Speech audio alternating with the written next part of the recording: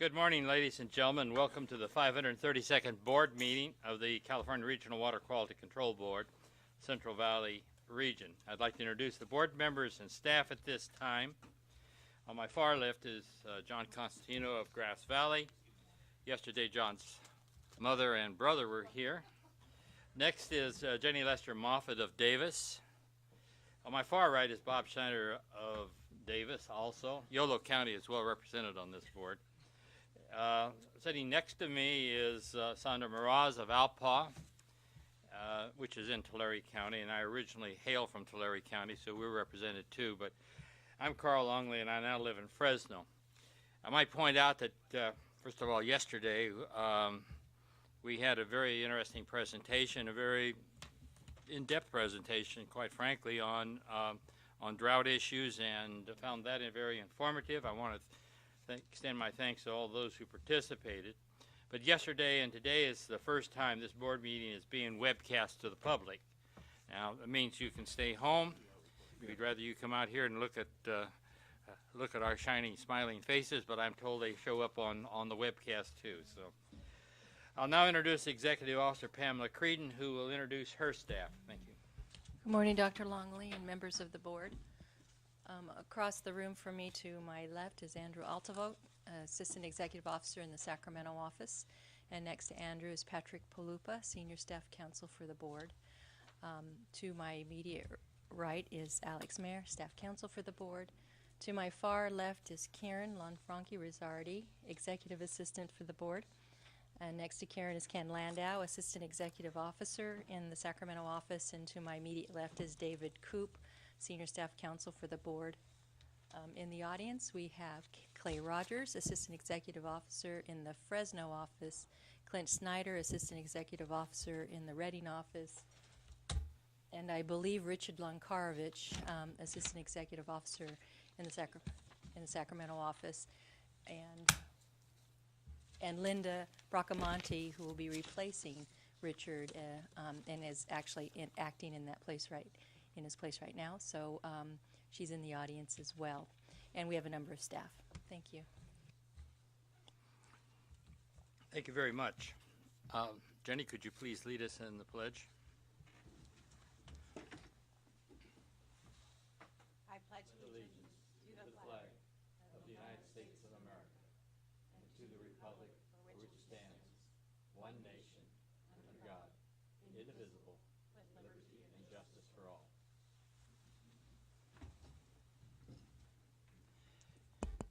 I'd like to call to your attention as you look at the screen that we now have a wireless network.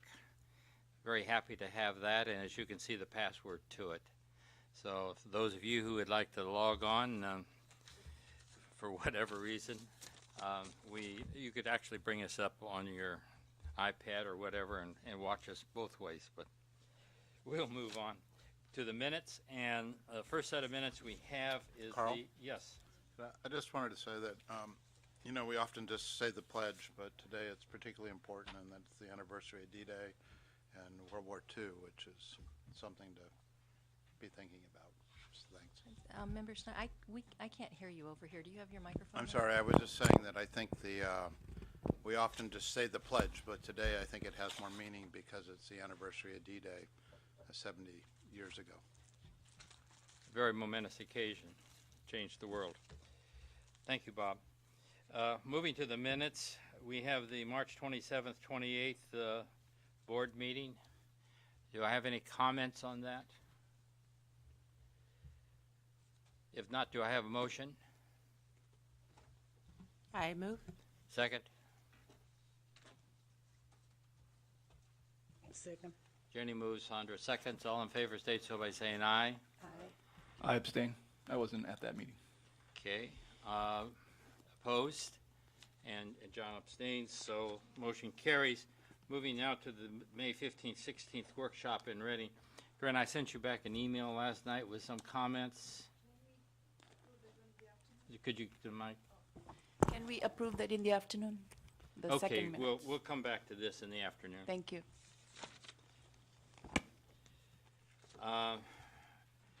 Moving now to meeting procedures. In order to conduct our regional board meetings in a fair and efficient manner, we will be proceeding in accordance with the meeting procedures, then provided with a summary agenda and are available here at the staff table and upon request. Are posted on the board's website and are summarized on the computer screens during the breaks. Any questions or comments regarding these procedures may be directed to Karen Lanfranchi Rizzardi, sitting here at the staff table, our administrative assistant.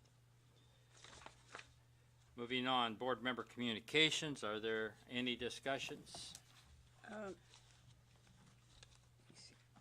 I just want to say that I attended on May 24th, the second annual Coachella Valley Environmental Health Leadership Summit.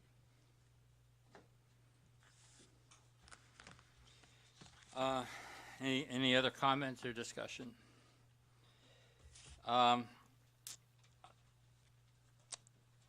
April 7th, as I do monthly, typically I participated in Water Board Chair's monthly meeting. The Regional Water Board Chairs then met on April 11th at Cal EPA for a day-long meeting, and I'll talk about that in a couple of minutes. 14th of April, we have begun discussions with the East Bay Utility District regarding disposal of brine water. Very interesting series of discussions that is starting, and we hope that it comes to an end with a win-win solution for both East Bay Municipal Utility District and CV Salts.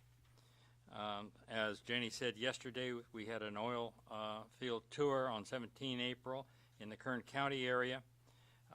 We thank the folks that put that together. That was a really interesting and informative tour. The 21st of April, participated in a SOAC meeting, Stakeholders Oversight Advisory Committee meeting in Visalia. Some others, the workshop on the State Water Board Nitrate Management Panel that Jenny talked about yesterday, participated in that. State Federal Digester Working Group meetings, participated in a meeting of GRA Contemporary Groundwater Council, and of course the 15th, 16th May board meeting in Reading, and a number of other similar items, and that'll be part of the minutes. To talk about the meeting itself, the Regional Board Chairs meeting, if I can find the right piece of paper. The agenda for that meeting, including, of course, a discussion with the Governor's Office, and specifically Nettie Sablehouse and Martha Guzman-Aceves regarding appointments and the Governor's priorities. We went through Bagley-Keene restrictions, the balancing a part-time appointment with full-time staff, and that's an issue that is discussed in one of the papers I'll hand out to you, and addressing emerging issues with clear budget allocations and other board procedures. Then we had a briefing on the drought, groundwater, and stormwater strategic work plans, which is yet another item I need to discuss briefly. If I can pass this out, this is one of the documents that was discussed, and it's gone through review now through the Office of Chief Counsel, and there is a similar document pertaining to state board members, and so we put this document together pertaining to regional board members, and all this does is pull the applicable statutes and put them pertaining to regional board members and the executive officer, and places them in one document. And so we can discuss this. This will certainly be discussed at the WQCC. If you desire to discuss this later at a future board meeting, if you've had time to look it over, we can do that also. I have another document for you. That title of it is Proposed Changes for Compensation and Policy Involvement of Regional Water Board Members. This document has gotten a little bit of traction, and we'll see where it goes. Jenny and I were asked went through an exercise that came out of the Chief Counsel's office in putting together a table on how much time we spent on regional board duties. And We're not going for salaries here. We just simply are trying to get, number one, some recognition of the amount of time that regional board members do spend in so-called voluntary position. And quite frankly, it was amazing after we got through putting the table together, and I don't have a copy of it, but we can share that at a future board meeting. The other thing that's coming out of this, though, and you've seen some traction on that in the fact that from our executive officer, Pamela Creedon, you have received a list of the policies that are under development. And there is some concern among the various regional boards, I should say many of the regional boards, that they provide input to the management. Pamela, you have to help me. The MCC is the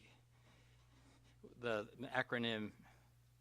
Management Coordinating Committee. That's right, the Management Coordinating Committee, which is a staff function of both state and regional functions. And but the regional board input through the executive officers is not seen as the policy bubbles up and comes out. And so how can we better address that issue and ensure that our concerns are addressed in policy that finally emerges at the state board level? And I think that this is important if we're going to be able to address specific issues within the regions rather than a one-size-fits-all approach that we're concerned sometimes results. So, any further discussion? Topics, questions? Yes, Bill. I have a couple. One, I think it was a mistake to add up all the hours that you work as chair and vice chair of the committee. And I do know when I was chair, I actually went through that exercise once and found, depending on what was going on at that time, I was spending 25 to 40% of my time. That's about what we found. Yeah. The other is that these are public documents. Can we maybe get them on the web since we don't have them anywhere to hand out to people? I was chatting with Alex about that. I apologize to the public. If anyone wants a copy, we can get a copy for you today, or we'll post them on the website too. Thank you. And just, Carl, I know that probably this, you did everything you could to get this done in your limited amount of time to spend on the board work, but if we'd been able to get this in the email a day or two ago, it would have been Do appreciate that. But thank you. Thanks for your work on this. That's why I said we got it out to you. The public will have access to it. We can discuss it at a future board meeting. So, Carl, are you looking for just amendment? I mean, review, or we just want it's for information? Just review, because I think the real input's going to come at WQCC. So this thing will bubble along till then. There is a committee on this issue, on the responsibilities issue and so forth, made up of 4 or 5 of the regional board chairs. They've made up a couple of other committees too, but that work will be reported out at a later date. Quite frankly, the committee's been pretty inactive, so there's not much to report. Anything else? Could you just, since we're talking about this bubbling up to the WQCC, could we have the dates of that again? It's in October.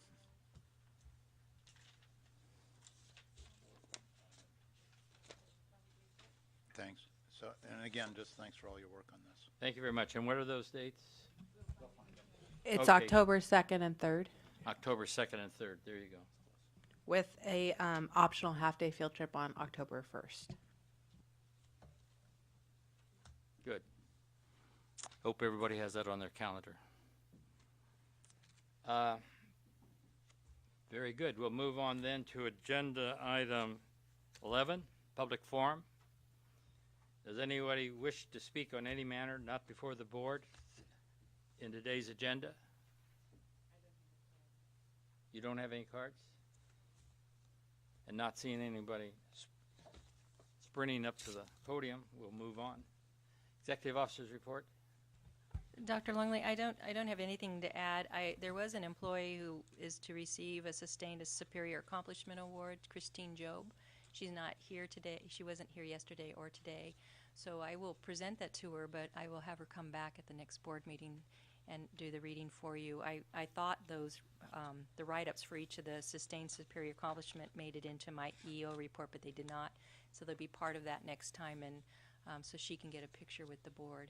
Good. I also wanted to draw the board's Are you attention. really sure she wants a picture with us? She may not, and if she doesn't, then I'll read it to you then. I do try to honor that. Some staff do not like pictures. I want to bring the board's attention to my general items in the EO report, and in particular about the City of Folsom sewer collection system.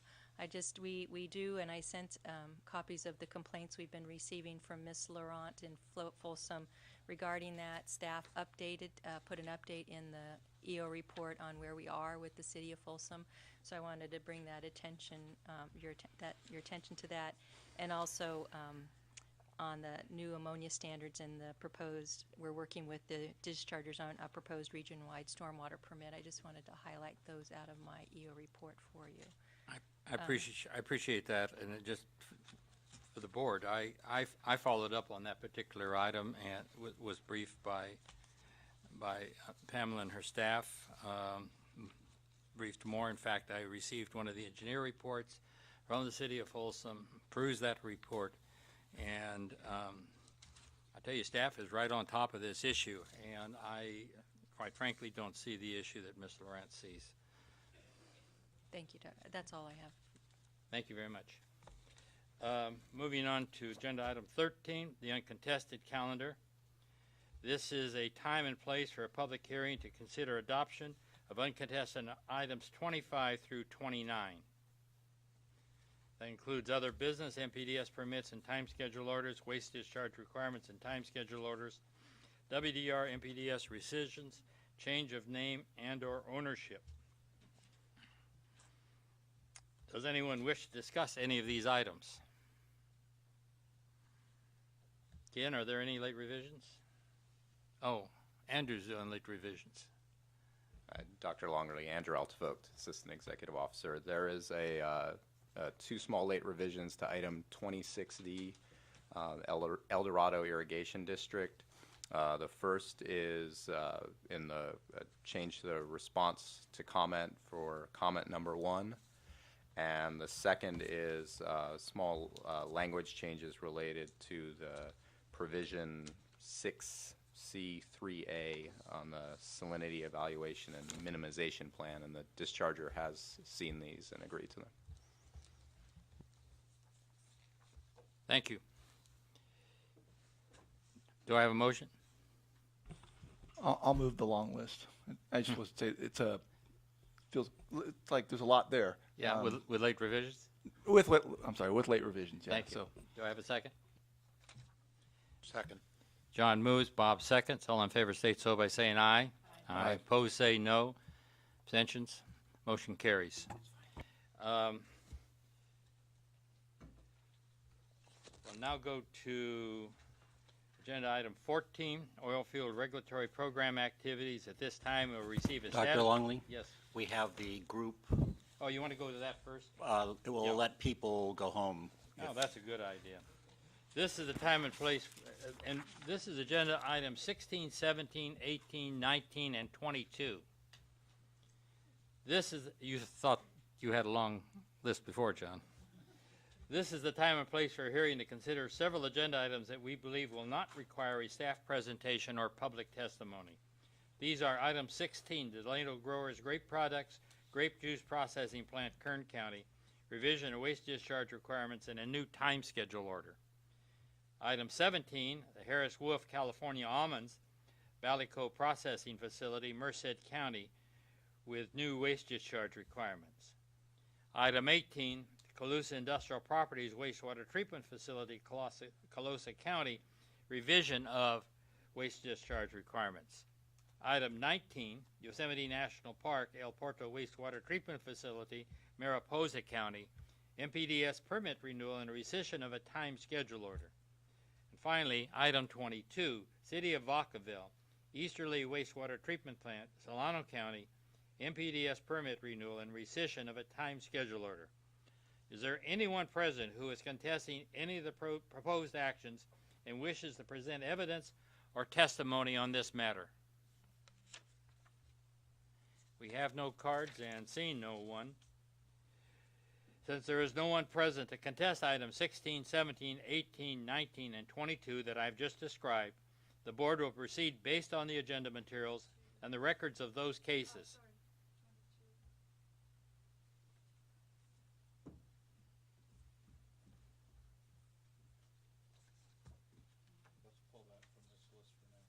Well, okay. Well, Lonnie, did you have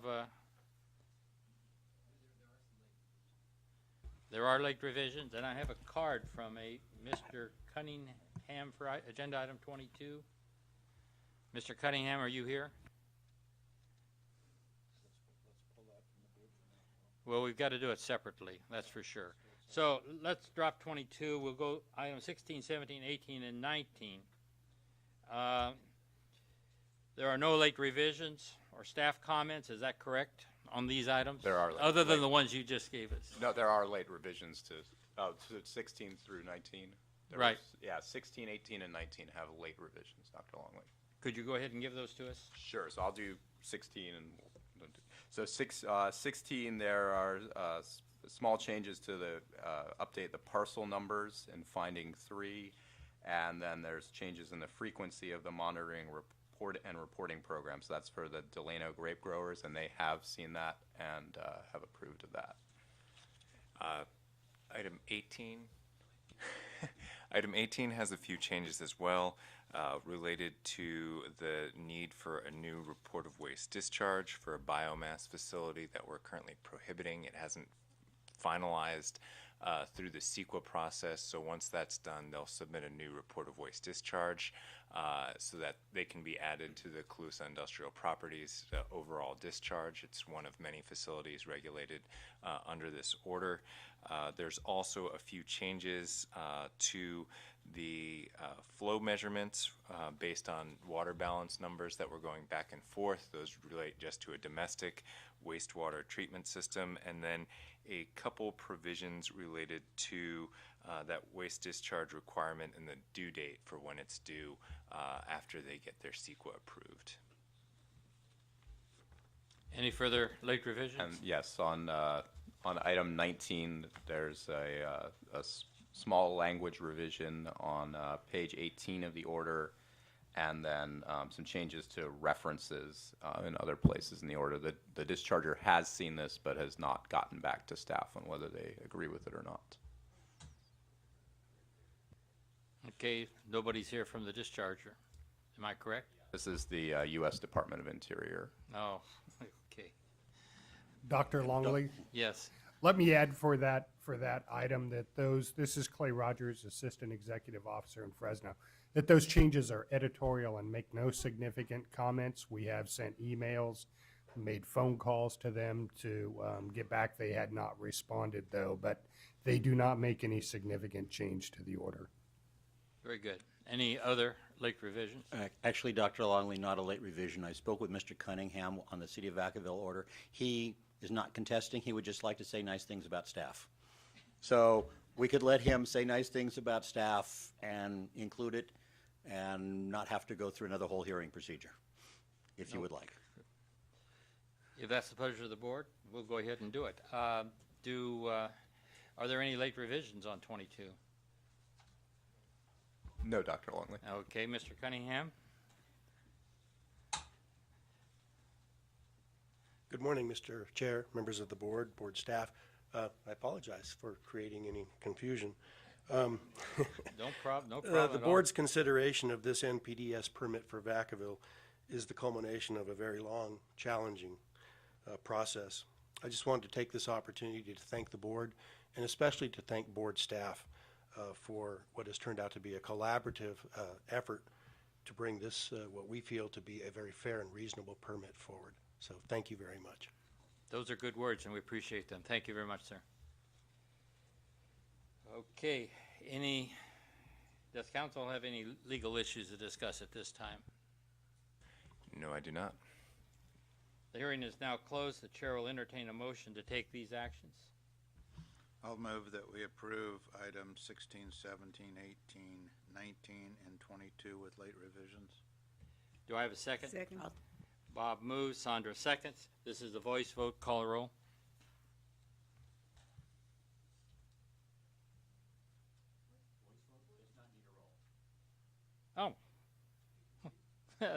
You're right. You can that's choose right. to do it if you'd like, Carl. It's getting to be quite a morning, isn't it? All in favor of the motion as amended, please state so by saying aye. Aye. Opposed, say no. Abstentions? Motion carries. Thank you. Oh, boy. It's going to be a long day today. Now, we're ready for agenda item 14, oil field regulatory program activities. At this time, we'll receive a status report on oil field regulatory activities. This is an information item only, and no action will be taken, although the board may ask questions regarding the presentations. Following the presentations, interested parties will be allowed 3 minutes each to address the board. We'll now begin the presentation. Dr. Longley, Clay, I'm sorry. I don't know if you announced this as being webcast. I can't remember. I'm sorry. I was distracted, but I just went wanted to into make it sure. in great detail and pointed out that both today I was and reading yesterday. an important memo from staff. I'm sorry. I couldn't hear you. Yeah. I'm glad I'm not the only one. I just I have company. Yes. Thank you. Yes, Dr. Longley.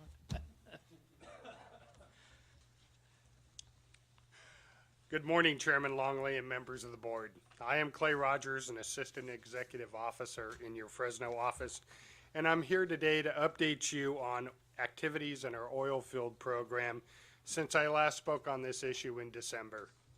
This is an informational item only, and while we appreciate any direction provided, no board action will be taken. This presentation is going to cover 3 basic issues. The first one is the status of regulation of drilling pits associated with drilling of oil and gas wells, or what are commonly called mud sumps. The second one is the current use and status of produced water disposal ponds. And lastly, I'm going to talk just briefly about how regional board staff are working with state board staff on the implementation of Senate Bill SB4, which is the regulation of oil well stimulation activities. That was quick.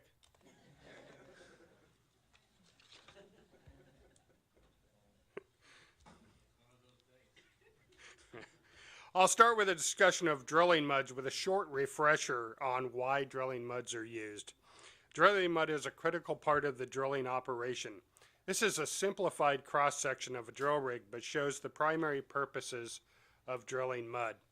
First is the drill bit turns and digs the holes. The cuttings are produced and the drill mud carries these cuttings to the surface, where they are removed and the drill muds are recirculated back down the hole. The mud is a liquid that has to be thick enough to carry the cuttings out of the borehole. This is typically accomplished by adding bentonite clay. In oil well drilling, the mud is typically weighted to provide hydrostatic head to actually allow them to control flow if they hit a high pressurized zone. This increase in density is typically accomplished by adding the mineral barite, which is barium sulfate, very heavy material. Fluid control is also accomplished with the bentonite mud by forming a mud cake on the side of the borehole walls that helps to stabilize fluid flow into and out of the borehole, and also helps to reduce any sloughing and stabilize the borehole so that it doesn't collapse. On a drill rig location, the mud is typically stored in a series of tanks and an excavated mud sump. The mud sump is used to store the excess drilling mud as waste storage if they have to change the muds over, if they're changing the characteristics of the mud, or they end up with too much. The characteristics and adding of drilling mud are dependent on the materials being drilled through. In the upper parts of the borehole where fresh water may be encountered, the drilling mud typically has a low salinity. Casing is required to be installed to the base of fresh water to seal these zones off from saline fluids and petroleum that may be encountered during deeper drilling. Drilling below the base of fresh water typically uses saline drilling muds. In review of information received recently on a well that we had issues with, the salinity was achieved by adding 2 to 4% by weight of potassium chloride, that would be 20 to 40,000 parts per million, resulting in a salinity very near that of seawater. Since most of the petroleum deposits within the Central Valley occur in sediments deposited under marine conditions, they contain trapped seawater and the drilling muds used to drill through these materials, again, are typically saline. Some of the oil containing formations on the east side of the valley near Bakersfield actually contain fresh water, and those drilling muds used to drill those wells typically do not have that addition of salt, and they're actually fairly fresh water used to drill those. This photo is of a drilling location in the valley and shows a drilling pit adjacent to the rig. You can see that it's surrounded by, I'm actually not sure whether that's a young grape vineyard or a young orchard, but you can see it's very close to other activities, agricultural activities, and areas where irrigation is taking place. Oil and gas drilling pits were previously regulated using our low threat waiver of waste discharge requirements. During renewal of that waiver last December, this category of waste discharge was not included. Since that time, we've been using a state board general order for low threat discharges that can meet where those discharges can meet the conditions of that order. The general order requires filing of a notice intent that provides us information about where the location occurs, what's going on, and a fee to cover our activities, and then issuance of a notice of applicability by the executive officer if use of that conditional order is appropriate to regulate those discharges. If the discharge cannot meet the conditions of the order, the discharger has the option to submit a report of waste discharge, or RWD, for an individual order, or use a process that does not include discharge of drilling muds to land. To date, we have not received any reports of waste discharge in areas where the general order is not appropriate. And in these areas, in areas where it's not appropriate, it's been reported to us that dischargers have been using above ground tanks to handle those drilling muds. I also want to add that the general order, just like the previous low threat waiver that we use, does not allow the discharge of non-drilling waste to the drilling pit. This includes fluid used for well completion or well stimulation activities, such as hydraulic fracturing. And also, just to let you know, we have taken and are pursuing formal enforcement where this condition has been violated. To date, 52 notices of applicability have been received related to drilling pits. These notices of applicability cover areas such as oil fields, and we have not been receiving these on a well-by-well basis, because typically the activities within an oil field are very similar. This method is an efficient use of staff resources while still addressing the water quality concerns. Several of the notices of intent, we requested additional information. It was modified before notices of intent could be issued. And again, for areas where we did not feel it was appropriate to use the general order, the dischargers have agreed to go to a process that does not include discharge of this material to land. As part of this effort, we have increased our field presence to confirm that activities as described in their notices of intent are consistent and in accordance with the general order. I will say this process seems to be working fairly well. We have a much better understanding of what's going on where. And again, in areas where we believed unlined drilling pits are a significant threat to water quality, the practices employed have been modified to mitigate those potential impacts. Last November, and I talked about this just briefly in December, staff sent out 78 orders under Section 13267 of the Water Code that required submittal of technical information. These orders were to companies that the Division of Oil, Gas, and Geothermal Resources, or the DOGGR, reported produced more than 1,000 barrels of oil or 10,000 MCF of natural gas during any single month from January of 2012 through October of 2013. And I just want to note that 1 MCF is 1,000 cubic feet of natural gas, not 1 million cubic feet. These orders required submittal of information on the use of drilling pits for all wells drilled from January 1 of 2012 through November 15th of 2013, a period of about 22 and a half months. It also required submittal of information regarding the use of drilling pits during workover where they're going in and redeveloping or working on existing oil and gas wells. The data were due in February, although we did grant 2 extensions to companies that actually had tens of thousands of records to review. These 2 companies submitted the drilling information by the original deadline and then submitted the workover information at a later date. So we required them to meet the original deadline for part of the information and then did grant an extension where we felt it was appropriate. All the operators responded, and staff actually has reviewed most of the information. We are still continuing to look at some of it, and we have requested additional information in a few instances where we thought additional questions came up that we needed to have answered. The records received covered 6,381 new wells, of which a little over 6,000 or 6,006 of those had in-ground sumps, and 8,291 workovers of existing wells, of which sumps were associated with 4,366 of those. So there are a lot of these sumps out there. It indicates that in the 22 and a half months, we had a little over 10,000 of these sumps. So it is a concern, and we are working to address it. Review of submitted information has identified discharges in violation of the previous waiver because the period that was encountered was covered by the waiver. We didn't start using the State Board General Order until after that period closed that we requested information for.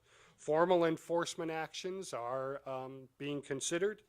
And I really can't discuss those with you today in any detail because until the prosecution team actually proposes either a settlement for public comment and your consideration or an action comes in front of the board if we don't come to agreement about the enforcement actions. As mentioned earlier, staff is spending more time in the field observing this, so enforcement is a part of this process to make sure that compliance is achieved. Also, I want to mention that as part of a settled enforcement action, a subsurface investigation of one of these unlined pits is being performed to actually look at how much liquid actually leaked out, how much salts and other constituents went through that, to help us assess where and how much of an impact these are, so that as we move forward to actually come back and recommend a regulatory approach to you in earnest, we have data to back up that is appropriate. And speaking of that, I do want to talk to you about the basic five basic options that we're in the process, of evaluating how unlined pits should be regulated. While we haven't completed our evaluation, I do want to update you on that and take any direction you wanted to provide. The 5 basic options: number 1 is continued use of the State Board General Order. 2 would be the adoption of a regional board-specific general order that might have increased monitoring and reporting requirements over the general order, the State Board General Order. 3 would be the use of a conditional waiver similar to what we had in the waiver that was adopted last December, but this category was not included. 4 would be to write individual orders for these. And the 5th would be, possibly even a prohibition on these types of activities through something like a basin plan amendment. I want to point out that staff is not considering disposal of non-drilling fluids to these waste pits to be included in any of these options. Again, part of bentonite drilling is that you have that bentonite, you have the clay and the mud. It helps to form a seal in the mud pit to minimize the amount of restriction. Once you get completion fluids, hydraulic fracturing fluids, these are introduced after the drilling mud has been completely removed from the borehole because they don't want that bentonite in their formation. It would actually plug it up, reduce the ability to produce oil from the well. So you wouldn't have the bentonite in those fluids, and you wouldn't have that minimization of materials. Plus, they tend to be quite salty. They tend to be of very low quality. They're not things that we want to have in groundwater, and that's particularly true as we get into a closed basin like the Tulare Lake Basin. Staff at this time is thinking that a combination of these options is appropriate. As I mentioned earlier, the State Board General Order appears to be working well, and continued use appears to be protective of groundwater quality where conditions of the order can be met. If needed, we can add monitoring and reporting requirements. Those can be issued by the executive officer if we get in a specific situation that we feel additional data and additional specific monitoring over what the general order requires is needed. A regional board specific order that has increased monitoring requirements is a possibility, but we do not recommend this because of the resources needed to get that order in place. And again, the recognition that the executive officer can issue an MRP if needed, a monitoring and reporting program. We had a conditional waiver, and again, based upon what we are learning and our need to have a field presence to evaluate compliance with a general order and fees to support our activities.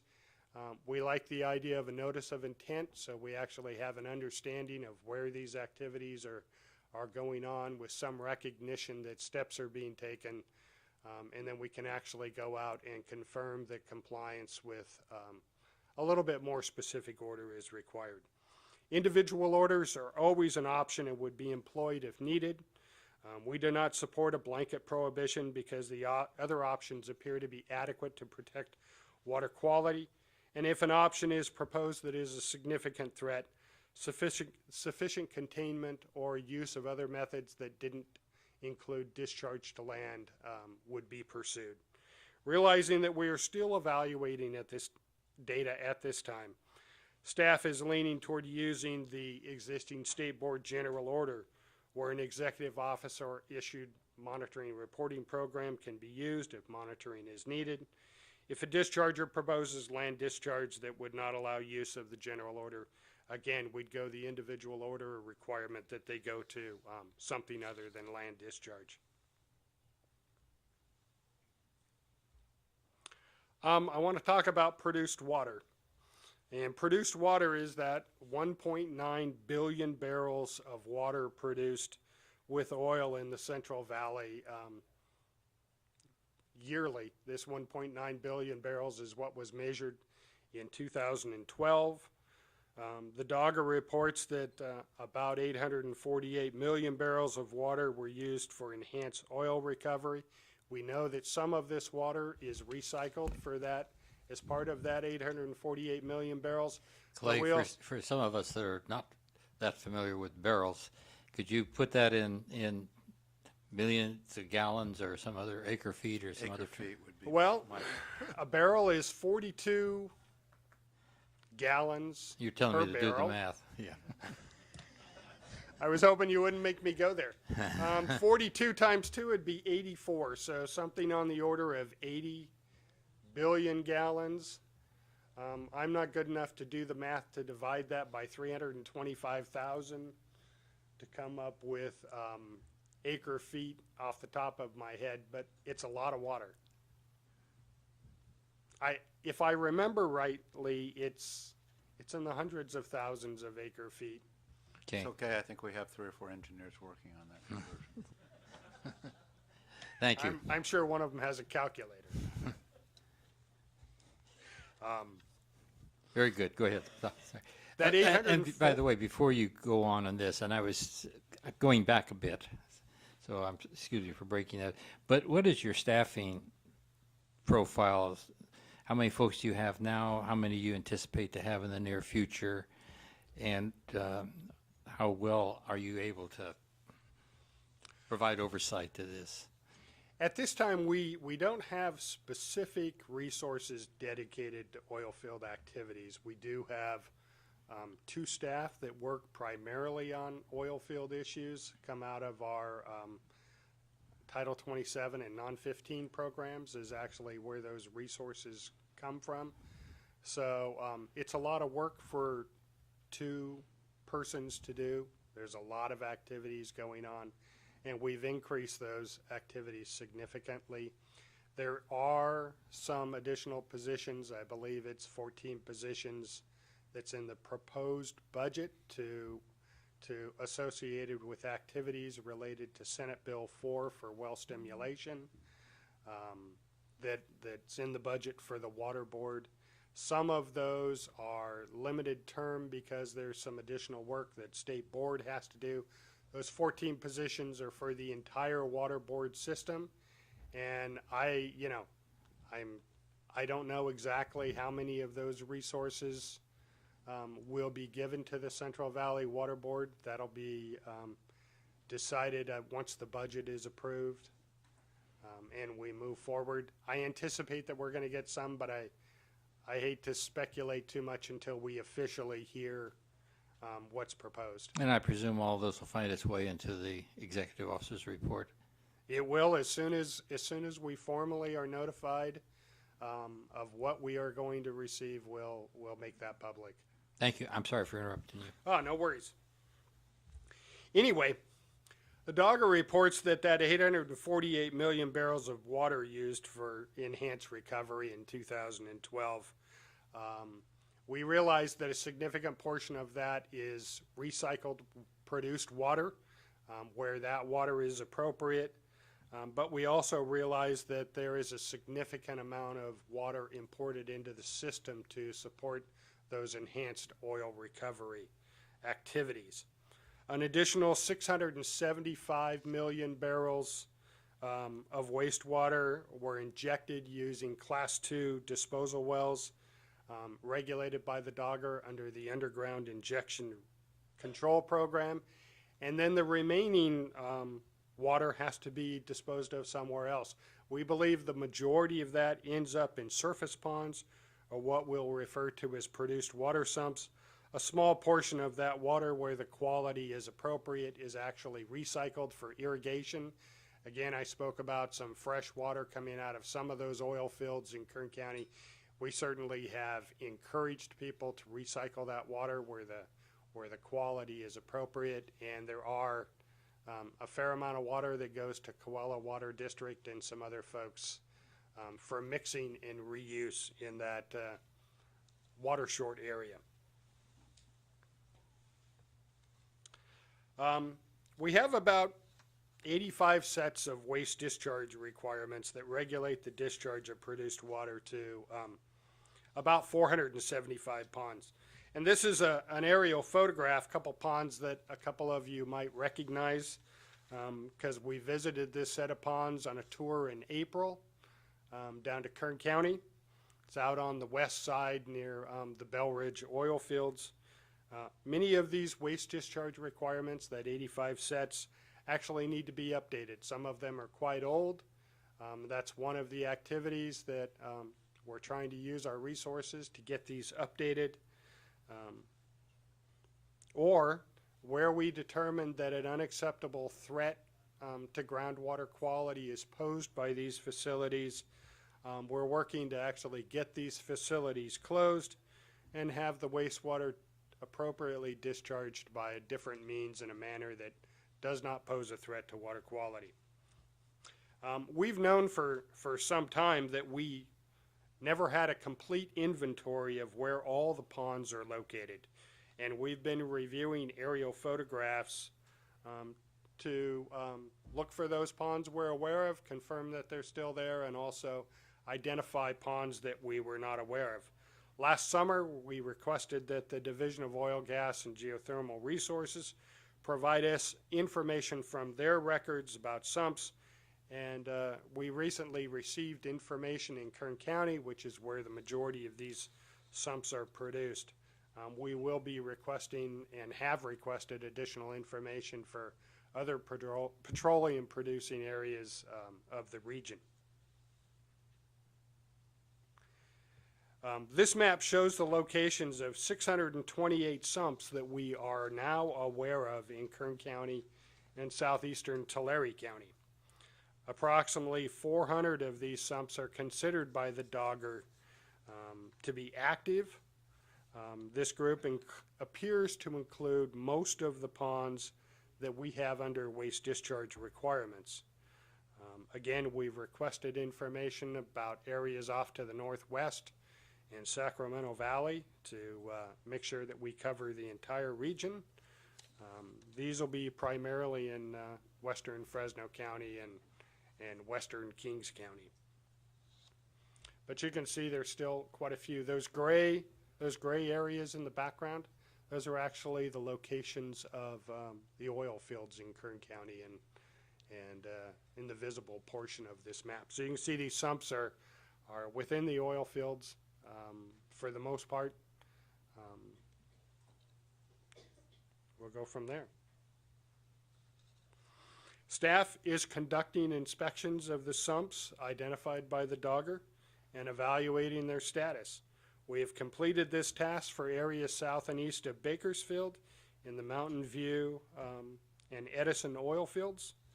Many of these sumps, actually, that the Dogger identified have been converted to secondary containment for above-ground tanks and appear to no longer be used for the active discharge of produced water. 2 sets of unregulated ponds we have identified. We are requiring them to submit information to either come under waste discharge requirements or find something else to do with the wastewater. And we will take enforcement actions if needed to get the information we need to do those. So we are working on that and we'll get that done. Staff again is going to continue to cover the other areas where we have information. We're systematically making our way across the region. The central and east sides of the valley are our highest priority because those are the areas that have the underlying highest quality of groundwater. Some of the areas out on the far west of the valley that are underlain by very poor quality water, we will get to those, but those are going to take a little longer because they're not our highest priority. We want to go to where we think these pose the greatest threat to water quality and where we get the most bang for our buck with the resources that we have. Unregulated sumps and those with outdated waste discharge requirements will be required to submit new reports of waste discharge for the preparation of waste discharge requirements. And again, if ponds cannot be permitted in compliance with our laws, policies, and regulations, we will require that they cease operation and tell us how they're going to appropriately dispose of their produced water so that it does not affect water quality. I wanted to take just a minute to talk about Senate Bill 4 that was passed by the legislature and signed by the governor last year and establishes a program for regulating well stimulation activities, including hydraulic fracturing. A number of actions are required, but I'll briefly talk about those that are related to the water boards. Permits for well stimulation activities are issued by the Division of Oil and Gas. The water boards are responsible. The biggest thing we're doing now is providing concurrence to the Division of Oil and Gas for groundwater monitoring exemptions if the criteria of SB4 are met. The State Water Board has taken the lead for this activity in reviewing these exemption requests. They also are receiving some groundwater monitoring plans in areas where these activities are occurring, but exemption does not meet the criteria. And primarily our staff are providing information where they have questions because we have some more specific knowledge about specific areas of these activities. So while we're not taking the lead, we are actively involved in assisting State Board staff to fulfill the obligations. State Board is also the lead for compiling a list of approved firms to collect water samples from wells in the immediate area of well stimulation activities if they are requested by the owner. And also to go back again for just a moment, Dr. Longley, the governor's proposed budget does include resources to the water boards to implement Senate Bill 4. At this time, I don't know exactly how those resources will be divided between the regions, and we will let you know as soon as that becomes formal. Also, I spoke earlier about those 78 13267 orders that we sent out last November. The responses, we asked for also information about well stimulation so that we get a better handle on exactly what's going on where. And basically that information indicated that 13 of the 78 operators had done well stimulation that would now be covered under Senate Bill 4. Those 13 operations reported that during the 22.5-month period in question, 1,794 wells were stimulated.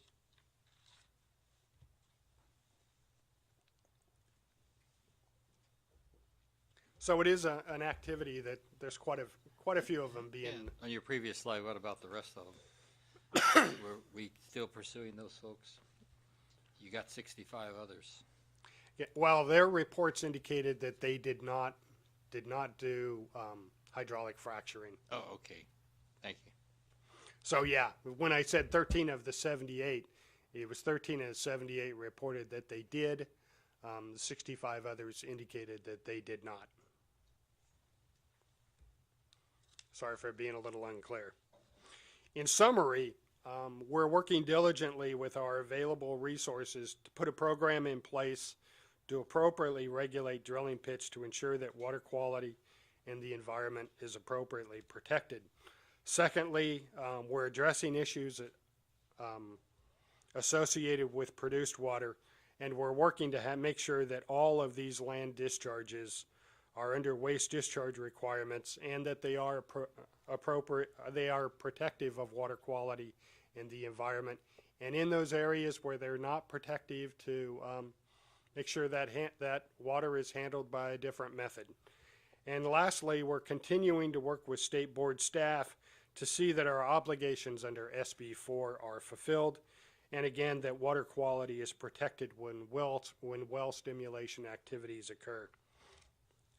And that concludes my presentation. I'd be happy to answer any questions you may have. Questions by board members? John? So I had lots of questions, but you answered most of them, so congratulations on a thorough presentation that was one step ahead the whole time. I do remember indeed in December the discussion we had and the sort of late change to how things were going to be done, and there was a worry on my end of whether or not it would come together, whether the state board process would work. Sounds like it has. I don't know if we're going to hear from industry or not, but from your point of view, it seemed to have been pulled off. I think so, although I'm probably not the best person to answer those questions. I know state boards had extensive discussions with the Dogger and how this goes on. They've had extensive meetings with industry. I've been to a couple of those, but not very many of them. So, you know, and state board has taken the lead. So they are providing all of the concurrence letters when it's appropriate to do that. So I can't answer that question except that I'm not aware that there's been overwhelming problems. I'll put it that way. And then my second question is on the drilling pit regulation options. Can you go into a little more detail on the process, both NGO and industry? Is there a working group? Is it just meetings? What's happening to get, or is it internal still? Have we not gone public yet? It's primarily been internal. We are as we come through, and one of the things is I told you there's some work being done to actually assess one drilling pond. We're anticipating that there's going to be some more work done to actually look at some of these activities that have been done in unlined ponds and make an assessment of what's leaked through those ponds. So we are looking at having some specific data. I mean, I think we've laid out what our potential options are. We have some good working theories on how these activities work, but we want to collect some specific data where these activities have gone on to see what type of threats actually proposed before I stand in front of you and say this is the way we think this truly needs to be regulated and defended. If I can just, I think once he gets the technical data and we have something to talk about with groups, we will bring in the industry and the NGOs to make sure that we have a discussion with them before we just walk in front of the board and offer our recommendation. Great, thank you. And that was actually going to be my comment. We have talked to industry. We'll be talking to other folks. We will be conducting, I anticipate that we're going to do some meetings basically open to the public and with people down in Kern County, probably with staff, where we'll have discussions with industry and other interested stakeholders and group representatives of environmental groups about how we're proposing, get their comments, and then certainly if there is an order that we bring in front of the board, we will do some administrative drafts and have some conversations with people, probably even prior to going out to the whole public, to get some input, kind of follow a lot of our standard process. But we will have significant discussions with everybody involved to solicit their comments, incorporate them as best we can and where they are appropriate. Yeah. Great, thank you. As you may remember, CEQA was a major issue with the prior waiver, and we're getting a lot more information that can help us form the foundation of a general order or a general waiver. And when we do the CEQA component, that does require scoping meetings and public outreach, and we anticipate as soon as we get that information from the 13267 orders and from the state board, which Clay has mentioned, they're getting more information than we used to get on these activities, we can start drafting something up and put some straw men out there for CEQA discussion purposes. Any further questions? Yes, Jenny. Yes, I have a couple questions. The first one is on the produced water land discharges. We were all on the tour together in April and looked at those discharges, and the water that was being discharged was very different than I had imagined that it would be. It had certainly a lot more oil material, if you will, than I was expecting. I know it's very early on right now, but what is, what are some of the constituents that we're concerned about with that? And then also, what do you imagine or envision that a plan might be to address that and make sure that we're monitoring and properly regulating those ponds? Well, certainly we're going through the process. We're doing two things kind of concurrently. One, we're identifying where everything is located. We're trying to get a complete inventory of where these activities are going on so that we have a better understanding of exactly what the size of the universe related to this issue. Concurrently with that, we are working with the operators of these facilities to make sure that we have up-to-date information so that we can proceed with an evaluation of whether that activity is appropriate. If it is, to make sure that they're under the appropriate waste discharge requirements, and if not, then move to some other process to handle that wastewater. So we're working systematically through that process. Our biggest interest right now, honestly, has been toward the center and the eastern side of the San Joaquin Valley, because we feel that's where they pose the greatest threat, because the underlying groundwater quality is good. That's where communities are pulling municipal water supply wells. That's where most of the agricultural source water is located. And so we have not prioritized as much on the west side. I will tell you that when we got back from that tour, I had not been that familiar with those ponds. I went and pulled those specific waste discharge requirements and went through and actually looked at the file and looked at all the information. And we have been in contact with the dischargers on those specific ponds because there are some issues associated with them that we want to get addressed. That is a very large set of ponds. That particular set of ponds, it's been reported to us, receives 110,000 barrels per day, which is, you know, over 4 million gallons of wastewater a day. So it's a sizable amount of water that goes out there. And we want to make sure that, you know, particularly in times like this, in times of drought, that there are no nearby municipal water supply wells to this. We're looking to see where the nearest wells are. There is a monitoring system associated with this particular site. We're asking for some upgrades to that monitoring system because we think some additional improvements need to be made. So we're working through this as it allows. I will tell you, my primary concern with discharges to these ponds are the salts.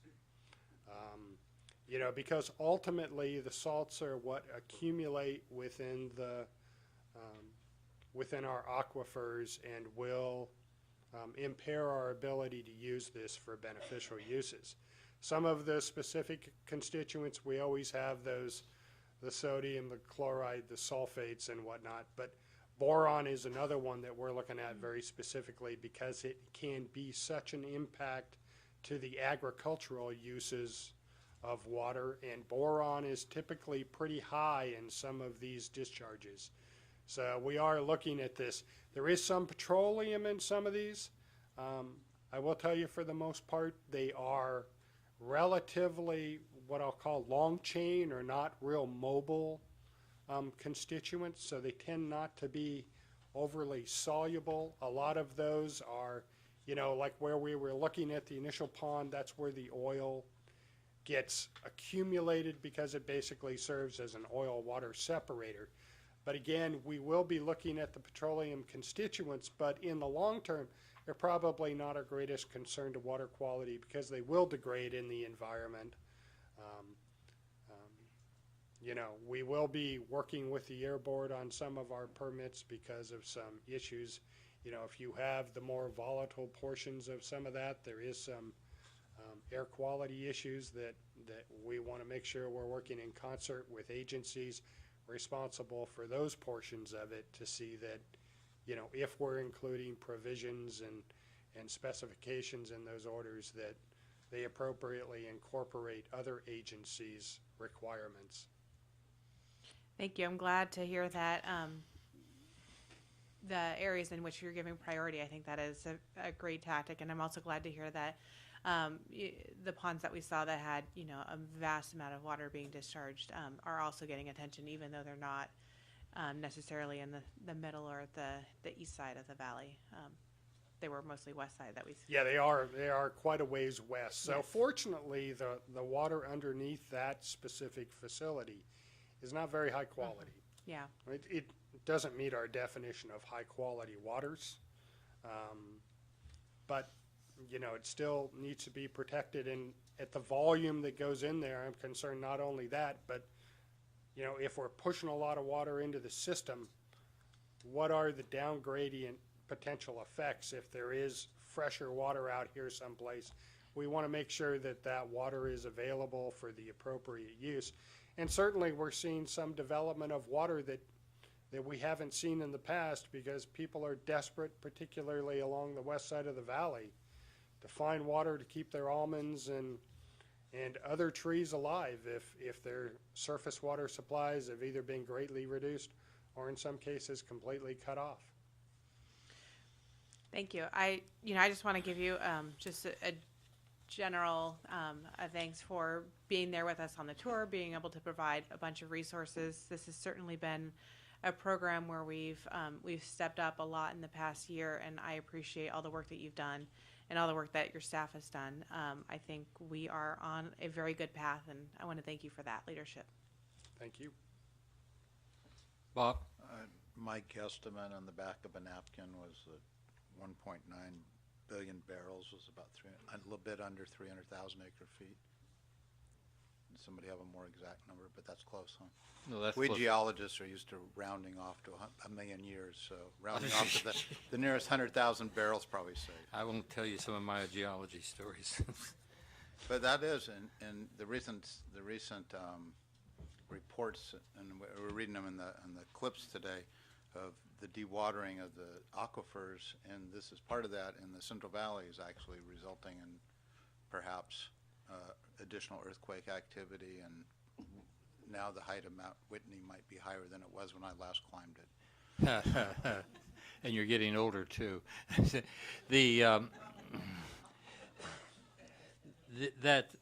amount of salt produced is considerable, but as part of CV salts, or actually the S salts effort, we have been looking at salt production from various sources, and considering that if we want to develop a salt balance in the valley, that we may in fact have to deal with the salts coming out of the oil fields.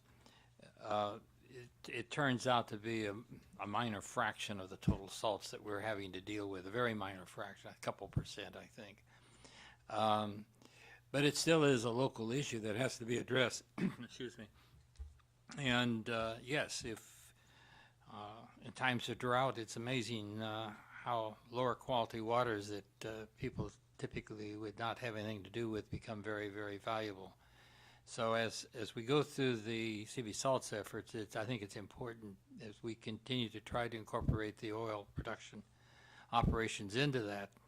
Obviously, they do produce water, and we may be able to find some beneficial uses for that water. Any other comments? Dr. Longley, Yes. Clay gave an excellent presentation, and I agree with you, Jenny, that he's doing a great job leading this. Clay's been charged with dairies and oil fields and anti-deck. He's busy, and I appreciate all he does. He's for my the board. go-to guy too. But we will be bringing back another information item for the board in the near future regarding injection wells. As soon as we have more to share with the board about that, we do have some serious concerns regarding that as well. That's regulated by the Dogger and EPA, U.S. EPA. But we, as we learn more, we'll be bringing that to the board. We didn't have an oil field update in the EO report because Clay was giving his verbal presentation, but he does give regular updates in the EO report as well. Do appreciate it, and this whole issue of oil field production, fracking, has nationwide interest. I can attest to that from my recent experiences. This is another good example of the breadth that you get with the geologic training and the earth sciences. Everybody should be getting that. I would agree. Our geologists are the best there are, and we couldn't get by without them. John, did you have a comment? I was just going to say, but this board still has outnumbered geologists and engineers on the board, but That may be to our disadvantage, John. You know that. Actually, in our Okay. Fresno office, I think the geologists outnumber the engineers by far. But they do more of our groundwater work. I think Well, there's a it's bowling called- tournament in the future here. It's, Settle this. We need all the disciplines, obviously, and because I found that when you work in the environmental field, no one discipline can do everything, and you need to work as a team. It's a wide net that we cast, and with all kinds of disciplines needed to be able to address the various issues we encounter. And I thank you very much, not only for this, Clay, but for the job you're doing as AEO of the Fresno office. So, Dr. Longley, thanks for making that point. I do want to put a shout out for our environmental scientists because they are a valuable resource to our board. That's right. Very good. Have two cards. One is from Bill Aliud, and then we'll go to Andrew Grinberg. Both gentlemen are with the Environmental Working Bill's with the Environmental Working Group, and Andrew's with Clean Water Action. I'm Bill Alio. I'm Director of Government Affairs in California for the Environmental Working Group. And I was on the tour in April. It was very informative and really appreciate the work that Clay's doing and the regional board getting involved. I've been involved in the issue for a little over 3 years now with Dogger, and it was clear at that time that they were not up to the task, because they kind of said, tell us if you're going to drill, tell us how much stuff you get out of the ground, but what you did in between they didn't seem to care about so much. And on water quality, they literally said, we don't know about that stuff, we leave it to the regional board. And yet they're the ones who approve the well and say, here's the disposal method you can use. They're in charge of the deep injection wells for disposal under the underground injection control program, which worries us. Because that's nasty stuff they're injecting down and supposedly gone forever, supposedly, and there are well casing failures. But it's really good to see the regional board involved in the above ground activities. On those west side sumps we were looking at, it's clear when you drive up to them that there's huge amounts of volatile organics going up into the air. You can't get close and not feel like you're being poisoned if you breathe it. But that's an airborne issue. But we think that there's a lot of stuff going into that water other than salts, a lot of chemicals and petrochemicals. And the question arose, and this came up in the story in the High Country News in 2010, where Clay was interviewed for it by Jeremy Miller, Oil and Water Not Mixing in Kern County, is how much water, where are they getting from, where is it disposed of, what's in it, and the issue of who's in charge of all this. And it's really good to see the board getting a handle on how many are actually out there and what is permitted and unpermitted. One of the questions I asked in the beginning is, should any be unlined, even on the west side where water may be need to be used in 30 years from now or something. So for these extremely toxic chemicals to go into any water is probably not a good idea. And so we're looking at, we should look at the mandatory lining of any sumps, and then the phasing out of these sumps, lined or unlined, because of air quality concerns, leakage over time, east side, west side. Is this the right thing we should be doing with billions of barrels of toxic water? So if setting aside the deep underground injection, just looking at the above ground, I think there's a question of, should it just be regulated and let's go on, versus lined or eliminated over time, phased out. Just tell the industry, sorry, you know what, there's a threat here to groundwater and air quality at any given time. This is maybe a practice after 100 years that should be terminated. So we'll continue to monitor and appreciate the work and look forward to the data that will be gathered from the questionnaire you sent out. Thank you very much. Thank you for your comments. Any questions? Okay. And Andrew? Thank you very much. Andrew Grinberg. I'm the Oil and Gas Program Manager with Clean Water Action. Really do appreciate taking on this issue and this item. It was a very good presentation by Clay. I was also on that tour, helped organize it, and appreciate all the interest on this issue and for folks showing up and taking time to take a look at this.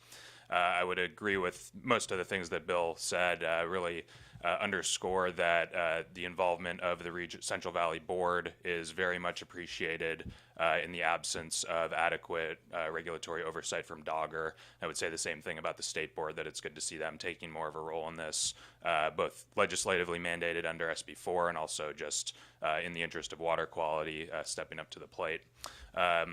The issue of the ponds that we visited on that tour, I would also agree that we do need to prioritize areas that are closer to usable and high quality groundwater. However, we are seeing some of the lower quality water needing to be used. Looking at the longer term hydrology of that area, we can see the natural flow, down into the higher quality areas and into the agriculturally fertile areas. So definitely taking a look at those. Clean Water Action has, numerous times called for, in general, the phasing out of unlined pits, and we would say that that is the policy that we should be moving towards. So appreciate the efforts to get a handle on what the impacts are and seeing what the options are to shut those down. Thanks a lot. Thank you very much for your comments. Any questions? Thank you. Yes, Clay. We have a panel here, it looks like. I think they're actually just lined up for the next item, Dr. Longley. Oh, that's what it is, next item. Very good. Well, good report, and I thank the Bill and Andrew for the tour. That was a great tour that we participated in. And with that, we'll move to the next item. Yeah, I couldn't figure out what was going on here. Yes, it's now 20 after 10. Let's be back in here at 10:30. Okay, if we take our seats, please.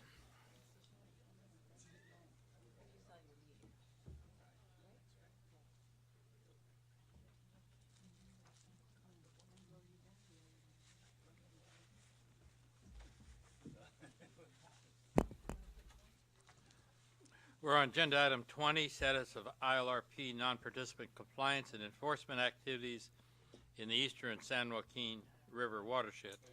I'm sorry. Oh, did I miss one? I'm getting ahead of myself. Sorry. I am ahead.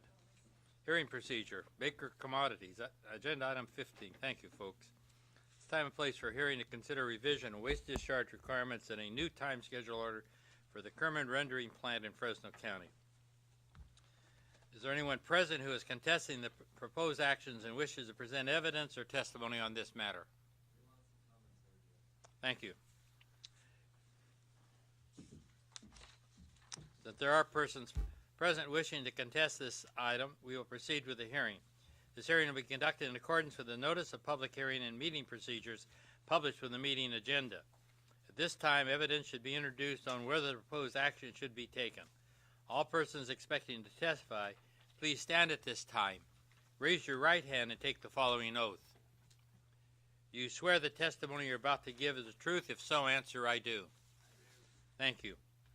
The designated party is Baker Commodities, Inc. The total time for testimony and cross-examination are as follows. Regional Board staff, 15 minutes. Baker Commodities, Inc., 10 minutes. All other persons are interested persons and shall limit their testimony to 3 minutes, and a timer will be used. Before testifying, please state your name, address, affiliation, and whether you've taken the oath. Does council have any legal issues to discuss at this time? Not at this time. Thank you. We will now begin with the staff presentation. Good morning, Chair Longley and members of the board. My name is Steve Popino. I'm a staff engineer in your Fresno office, and I have taken the oath. Before you are revised waste discharge requirements and a time schedule order for discharge of rendering plant wastewater to land from the Baker Commodities Kerman rendering plant. Today I will give you a brief history of the site, discuss groundwater degradation and pollution caused by the discharge, and describe waste discharge requirements and the time schedule order, and address comments.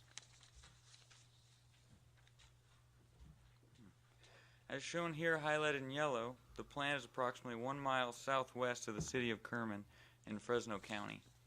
Baker's Kerman plant renders farm animal mortalities for production of protein and bone meals, tallow, and feeding fats. The plant is one of only 4 rendering plants in California that accept animal mortalities or dead stock. The plant was in operation before Baker acquired it in the 1960s and was first regulated by waste discharge requirements in 1970. It's currently regulated by waste discharge requirements adopted in 1995 that authorize the discharge of 32,000 gallons per day of wastewater to unlined ponds, followed by land application to 540 acres of alfalfa and cotton. The existing waste discharge requirements were based on limited data available at the time. Wastewater quality was overestimated, wastewater flow was underestimated. Here you see the plant in yellow, surrounded by the 540 acres of land application areas, or LAAs, in green. The unlined ponds are in red. For scale, the total area of the plant and land application areas is about a square mile. The supply water for the plant is good quality groundwater from a deep well that draws from below the Corcoran clay, with an electrical conductivity, or EC, of about 200 micromoles per centimeter. Wastewater makes up about 6% of the irrigation demand for the crops in the land application areas. Baker operates 7 irrigation wells to supply the remaining water. To meet demand, including the increasing dairy population in the valley, Baker expanded its rendering capacity in 2007 with a new cooker. The San Joaquin Valley Air Pollution Control District was lead agency for CEQA for that project. Based on Central Valley Water Board staff comments, During the CEQA process, Baker has completed improvements to the plant and its wastewater treatment system. Baker replaced an ion exchange unit with a reverse osmosis unit to treat its boiler makeup water. It also added an additional skimmer and a new air flotation unit to improve grease removal. Baker replaced its unlined ponds with new lined ponds in 2010. Baker submitted a report of waste discharge in 2012 describing the improvements and requesting an increase in flow to 192,000 gallons per day. Typical flows today are around 110 to 160,000 gallons per day. Wastewater now includes condensate from moisture cooked out of the raw material, boiler blowdown, reverse osmosis reject, and some wash water, but the main source of waste constituents is the fluids and stomach contents from the plant feedstock itself. This table presents average results for pond influent and effluent samples collected in 2012 and 2013. Now, the specific ion concentrations shown are based on only 2 or 3 samples that have been collected annually since Baker completed its lined ponds. The data show that Baker's wastewater is high in salinity constituents, such as electrical conductivity, or EC, and total dissolved solids, or TDS. The discharge is also high in total nitrogen, which is expected to convert to nitrate in the soil, and if applied in excess of agronomic rates, has the potential to degrade or pollute groundwater. This table shows the results of quarterly groundwater monitoring efforts for shallow groundwater. Oh, excuse me. It's not a table. So now I'd like to speak a little about groundwater at the site. In 1995, Baker installed 3 groundwater monitoring wells to monitor impacts from the unlined ponds. First groundwater is about 100 to 150 feet below ground surface, flows south to south-southwest. In 2012, Baker installed 6 additional groundwater monitoring wells. MW1 represents groundwater upgrading of plant discharges. MW8 and 9 represent water quality downgrading of the new line ponds. And new well MW4 represents groundwater directly downgrading of the old unlined ponds. And MW2, 3, 5, 6, and 7 represent discharge or groundwater downgrading of the land application areas. So now you see the table. It shows results of quarterly groundwater monitoring efforts for shallow groundwater in 2012 and 2013. The shallow groundwater is of poorer quality than the deeper water below the Corcoran clay.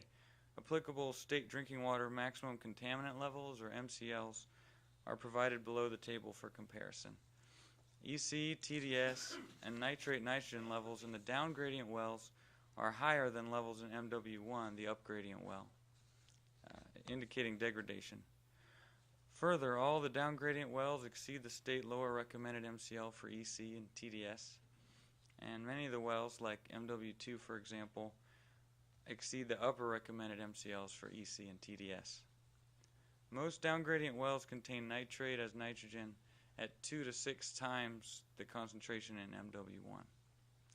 The data indicate down gradient wells are degraded and polluted with salinity in the form of EC and TDS and nitrate as nitrogen. The intent of the proposed orders before you today is to address these water quality issues. Excuse me. The proposed waste discharge requirements limit the discharge flow to 192,000 gallons per day. They also include specific effluent limits for electrical conductivity and chloride as required by the Tulare Lake Basin Plan. Land application area specifications limit the waste discharges, particularly nitrogen, to agronomic rates. Groundwater limits will prohibit the discharge from causing groundwater to exceed the state drinking water maximum contaminant levels, including the MCL for nitrate as nitrogen of 10 milligrams per liter. Provisions require submittal of a plan to install additional wells around the new lined wastewater ponds. A salinity control plan describing measures Baker will implement to reduce wastewater salinity, and a nutrient management plan that describes how Baker will limit the discharge to no more than agronomic rates. We have a lot more to hear, I know, but I want to go back and talk about slides 9 and 10. Okay, you could go back to slide 9. We'll go back right now. Oh, that's me. Excuse me. Or maybe it was 8. The one, it was the chart that showed yes, that's it, groundwater thank you. quality. So the upgrading monitoring well shows nitrate as nitrogen as being 15 milligrams per liter, and the MCL for that is 10. And of course, the requirements that you're talking about talk about that the effluent does not contribute to degradation of the groundwater. When you're dealing with a groundwater that's already over the MCL, how do you address that? I see Clay smiling. Chair Longley, Dale Harvey, Senior Engineer, Fresno office. The way it's worded in the groundwater limitations section says the discharge shall not cause groundwater to exceed the MCL. So the discharge shall not cause it to exceed the MCL or background groundwater quality, whichever is greater. So the discharge would have to actually be causing it to go above the 10. The expectation is, in this particular case, since we have lined ponds and we're holding them to agronomic rates, that over time they wouldn't even contribute necessarily to a 10, let alone the 15, which is upgrading. Fine, thank you. Appreciate that.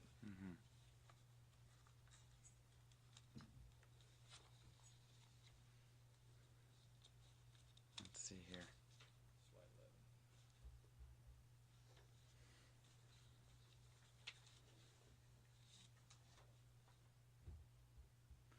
Oh, I hadn't started this one yet. Okay. The waste discharge requirements include increased monitoring as opposed to the existing order, for wastewater pond influent and effluent, source water, and soils in the land application areas. The waste discharge requirements as proposed also include quarterly groundwater monitoring.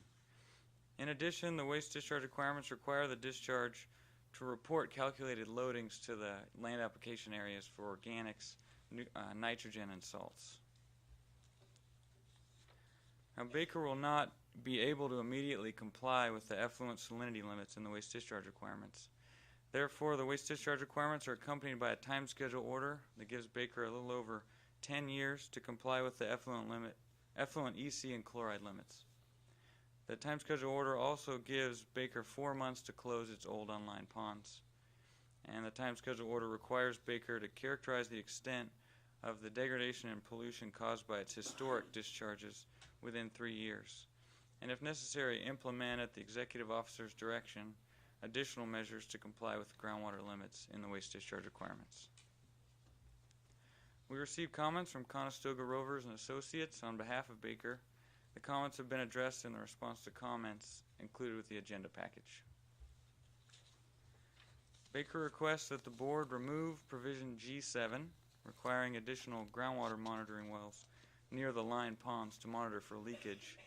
Baker states that MW1, MW8, and MW9 already provide adequate coverage.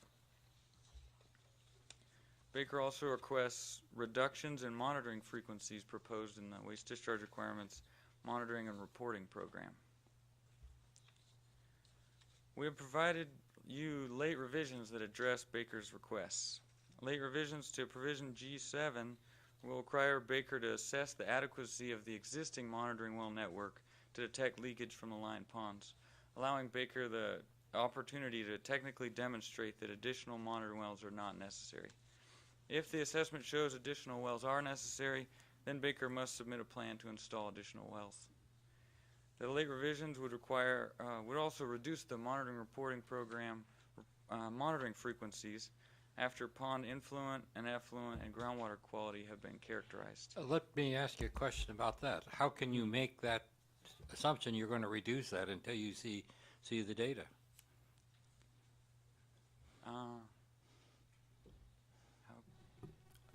Chair Longley, members of the board, Dale Harvey again.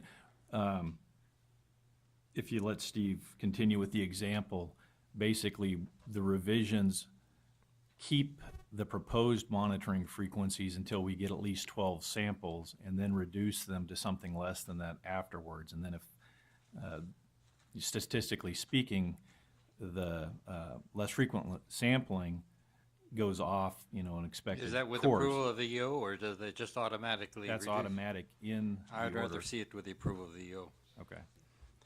but we can discuss that up here. Go ahead. I hear you. Okay. Oh, an example of the reduction in monitoring is after 12 monthly samples are collected, pond influent monitoring of nitrogen constituents would be reduced to quarterly. The reduced frequencies will still provide enough data to monitor for trends, is the idea.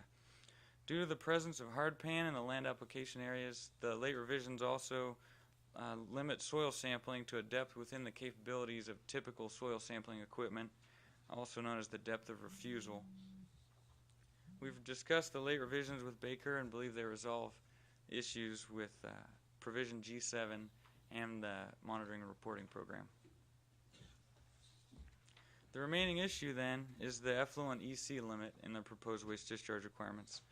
Baker requests that the board modify the effluent EC limit in the waste discharge requirements from the source water EC plus 500 micromoles per centimeter to first encounter groundwater EC plus 500 micromoles per centimeter.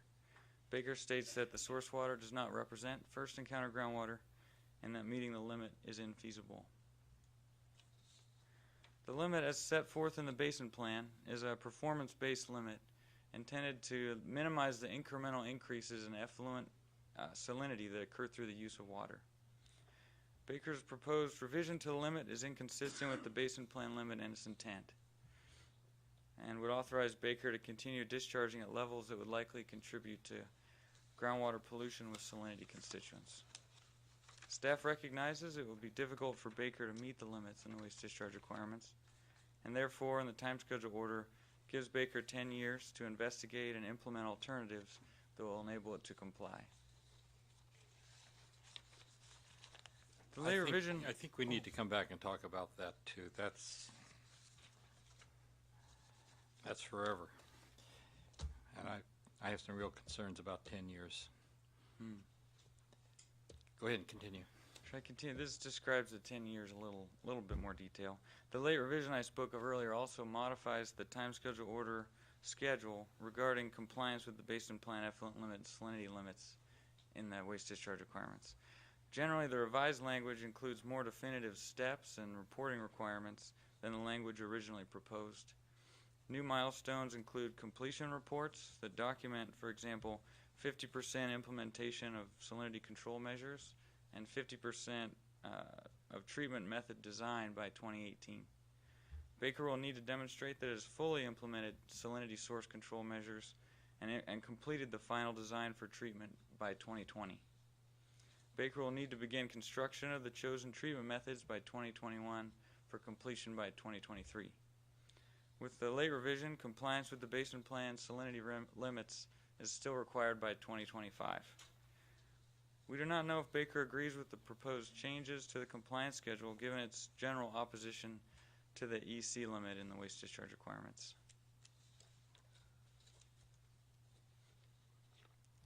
In summary, the effluent limits for salinity as set forth in the waste discharge requirements are as required by the Tulare Lake Basin Plan.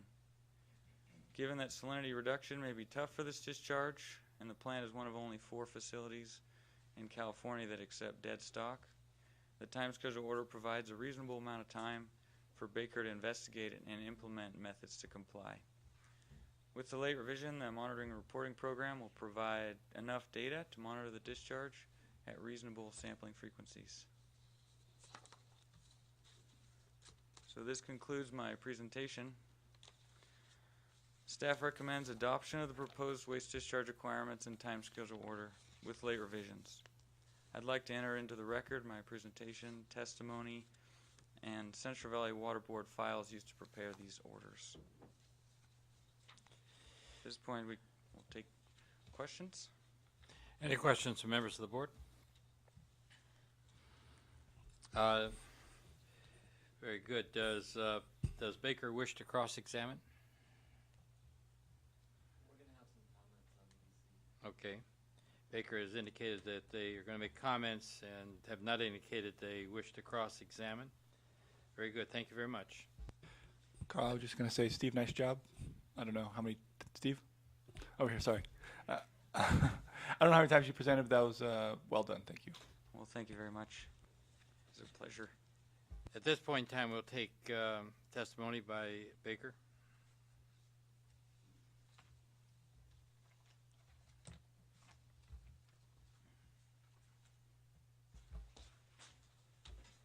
Good morning, Chairman Longley and members of the board. My name is Michael Behrens. I am a consultant with Conestoga Rovers and Associates in Fresno, California. I'm speaking on behalf of Baker Commodities, and I would agree the presentation was good by Steve, and the staff have been more than helpful in working through this WDR process, so I'd like to thank them for that as well. We would like the board to reconsider the source being used for the EC limit. The current source EC is roughly 200 microohms per cm. 500 on top of that is 700, which is under the secondary MCL for EC. So we would like it to be considered that, you know, the shallow aquifer is 1300 up gradient, and as you saw, the nitrates as well. If you reduce your EC below the 700, you're also losing your essential nutrients for the crops as well. We are, you know, in the process, as you see with the time schedule order, nutrient management plan, salinity, we agree that there are, you know, improvements that need to be made. We're working on the closure report right now, so there are things that we agree need to be done. We would just like it to be considered the source over 500 for the EC. Those are the comments I have. Any questions? Go ahead, John. I was just going to ask staff to respond. I mean, I know we did what we did, but is there a little more information you can provide? I think that the issue with the EC, and I think you've seen a lot of these food processors regulated under the Tulare Lake Basin Plan. Food processors have an exception from the 500 plus source in this basin. It's a controlled degradation policy that essentially says we recognize that a lot of these activities are going to add salts to the water, and this is currently in the Tulare Lake Basin Plan. They're only allowed to increase the source water plus 500. These, the Kerman rendering, they're not a food processor, so whereas you've been granting exceptions for food processors based on raw product and the processing that goes on in those facilities, this facility doesn't qualify for that exemption, so they are at the source plus 500 category, and the source is the source that they use for water and not the upper aquifer, and that's pretty clear in the Tulare Lake Basin Plan. Is food defined as human food? It's not. Yeah, it's not defined in the basin plan. We wrote that exception in there recognizing that the food processors like wineries and your regular food processors have a high component of EC from the organic materials that they have in there, like sugars and such. So we wrote the basin plan amendment. By the way, I'm Lonnie Wass, supervising engineer in the Fresno office, and I've taken the oath. So we wrote that amendment in there recognizing that a lot of the food processors, the ECs were high, but not necessarily high contribution of dissolved solids. But it was not, when we wrote the amendment in there, we didn't consider like Baker Commodities, which is a facility that's taking dead mortality in and having a higher dissolved solids and such like that. So I'm trying to figure out if we would otherwise think it's okay to grant the exception, or we think we're bound by this definitional issue. I think it's pretty clear, and kind of 2 points. I think it's pretty clear that the exception in the basin plan wasn't meant to apply to this type of facility. I think the flip side is if we had the opportunity to really revisit that, I think that type of operation would be the type that we'd want to include in those operations, because essentially, correct me if I'm wrong, Lonnie, it is the contents from the processed carcasses' stomachs that is creating a lot of these issues out there. So when you talk about, are we talking about, animal food or human food, it could be reason that these are decomposed material from the animal's guts that is causing some of these EC problems out there. It's a tough situation to wrestle with from our end. We looked, for a longer time schedule so that they can figure out how to deal with these issues. But I think it's fairly clear that the Tulare Lake Basin Plan really meant to apply to raw food processing facilities that were meant for human consumption. They do serve a very valuable service in this area. We've seen enforcement cases involving illegal disposal of dairy cattle. This facility is the legal way to dispose of dairy cattle, so we're trying to work with them to come up with limits that make sense. So from what I hear you saying, if we were to grant this exception, we would first have to make a change to the basin plan. Is that correct? It certainly seems like the basin plan, at least my interpretation of the basin plan, is that the food products exception for the EC really applies to human food products. That's right. Lonnie was around when this was put in there, and there wasn't any discussion. And if we were to include this process, we'd have to go through the normal hearing procedures, public comment, and all of that. Exactly. How many rendering plants are in the Tulare Lake Basin? This is the only one that I am aware of that is a complete rear-rendering facility. They operate another facility just for hides, but they take the carcasses then to this facility, and I believe this is the only one. And we extended the time order because we know it's going to be difficult to do. Do we think it's doable? I believe it is doable in that 10-year period of time. To get into a technical argument, there's about 3,000 milligrams per liter of bicarbonate in this water, which is treatable, and one can treat and remove that. There's also maybe some more opportunities for source control, and 10 years also another opportunity to revisit the basin plan limits as well, and you're going to be hearing some of that in regards to the work of CV Salts and the variance policy this afternoon. So it gives an opportunity, if there are changes in there, for consideration of those changes in the next year as well, the next 10 years as well. So I guess, as I understand it, the takeaway for me is that we're bound by the basin plan, but the basin plan is changing. There was a rather long time of compliance. There is the opportunity to come back possibly at a later date, depending upon the changes made to the basin plan. No guarantees at this point. The 10 years, I expressed concern about the 10 years. That's a bit of experience from some of our other big industrial facilities that we've worked with to get the limits down, and I don't need to name names for the record on that, but you are familiar with them as well, where it will take for something as big as this. I mean, it's going to take some physical changes, perhaps some actually going through some environmental review with CEQA and such in order to affect it. So I believe it will take the 10 years. What about the technology? New technology, or is it available now? I believe it is available now. They may have to find what works for them, similar to some of our other discharges have had to do in the past. But the technology is there. And notice that they've got RO in the process. They're getting a reject stream off of the RO. Yes, sir. They are. Is that going to land, or is that being handled separately? Is that being taken out of the stream? It currently goes into the stream and into the line ponds for distribution. Relative to the amount of salt that we're getting, it's minor, but okay, it is. Toward the total salt that's going out. Okay. Yes.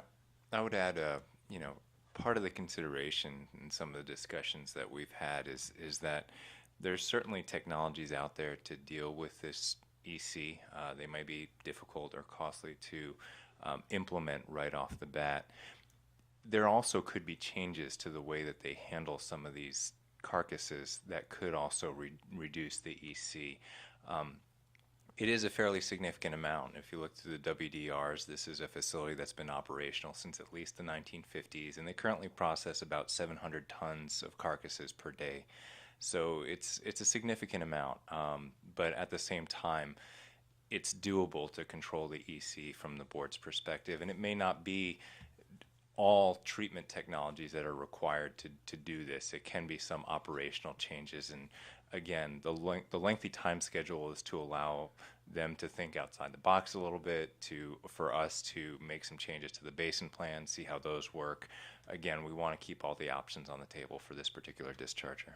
Well, the plant is an important plant. We've seen problems here when carcasses have not been processed properly.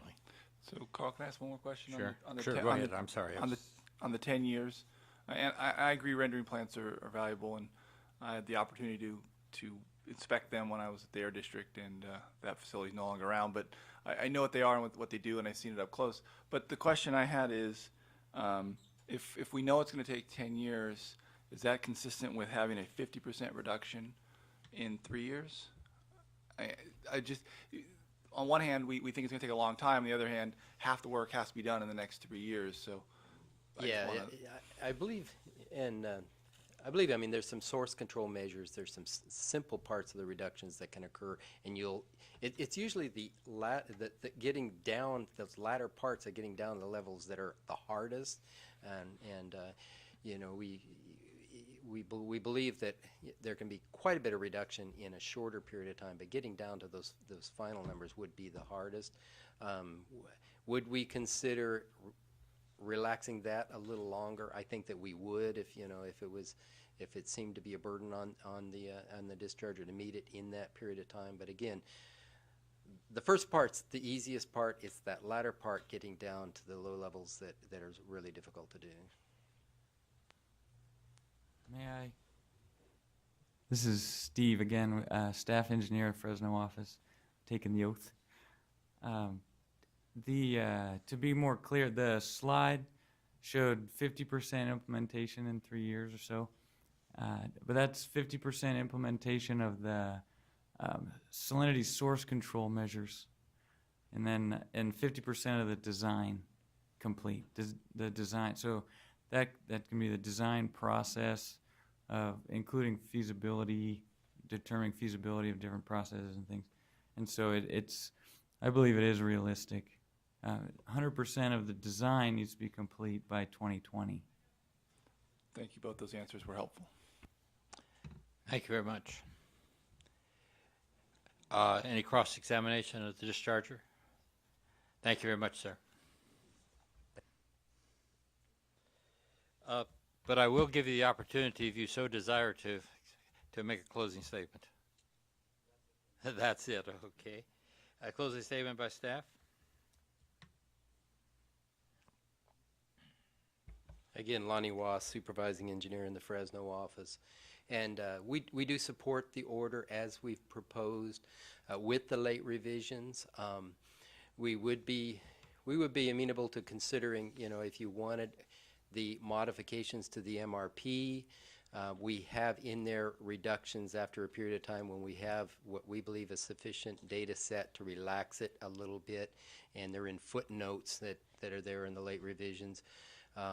You could very easily add in there, subject to the approval of the executive officer, and then the various different footnote relaxation of the frequency of the monitoring. But it's only relaxation of the frequency of monitoring. It doesn't eliminate the monitoring. And as we've proposed it, I believe we can get the information we need. If there seems to be huge variability, the executive officer always has the opportunity to go back and ask for continuing monitoring or additional monitoring. So with that, we would recommend that the order be adopted with the late revisions as they stand. Thank you very much. And recommendation, executive officer. So Dr. Longley, some of the changes staff made were at my questioning of the cost of compliance for monitoring and reporting. They did increase it significantly. It more than doubled the cost of monitoring than what they've been experiencing now. This board has expressed concern about increase of cost in the state board as well. So I asked staff to look at it once again, and that's when they proposed for a period of time a high rate of frequency and reducing it over time. And Lonnie is right. I have the authority to require them to continue. They don't need to come, we could have that. I don't see any need to change it because I have the authority to change it. I know you have the authority, but I feel more comfortable. It's kind of belts and suspenders. I feel more comfortable when I see it there. Well, we can But certainly that maybe add the that other board change, members don't want it. but it's fine. I would Yeah. recommend you adopt it as staff has proposed, but obviously it's to the board's discretion. I don't really see any need to add that.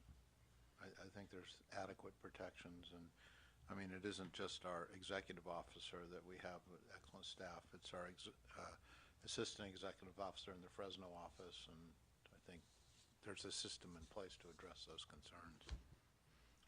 Well, I withdraw my concern. I do feel, you know, I think we do need to talk about this. So we get criticized at times because it appears too automatic. The fact that we have the process there is not well understood by the public. So I like it there to be able to point out to people that, yeah, we do take this seriously, we do review it, and it's in writing. We can show it. So that's my concern. Very good. We'll go ahead and close the hearing, leave deliberation to this board, and then we will vote. Any comments? I did find your few comments there persuasive. So. Okay. Do I have a motion? I'll move with late revisions.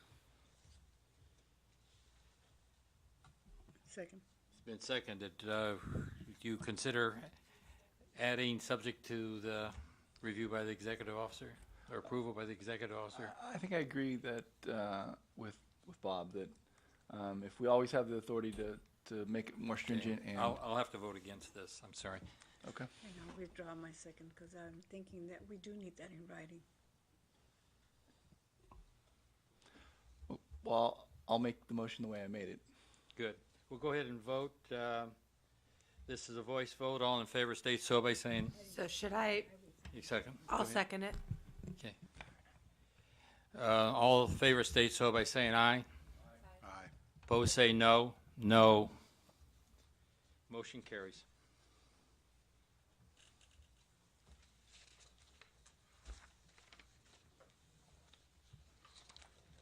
My own opinion is this does not reflect well upon this particular order. I am very discouraged.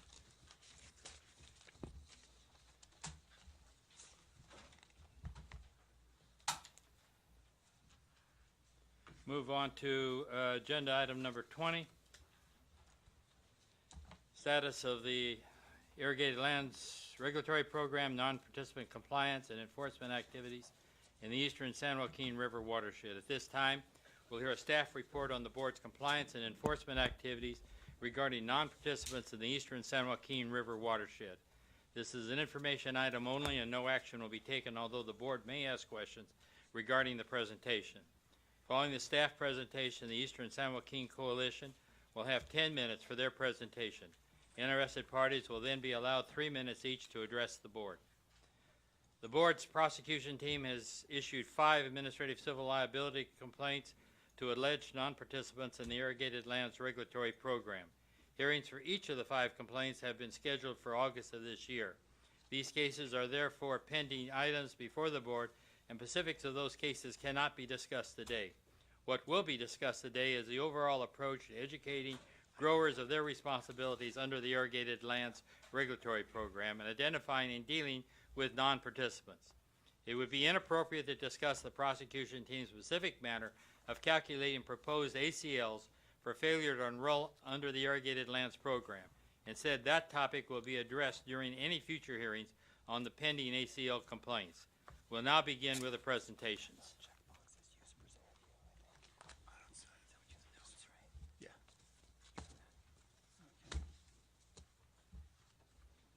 I need it flipped though. Yeah.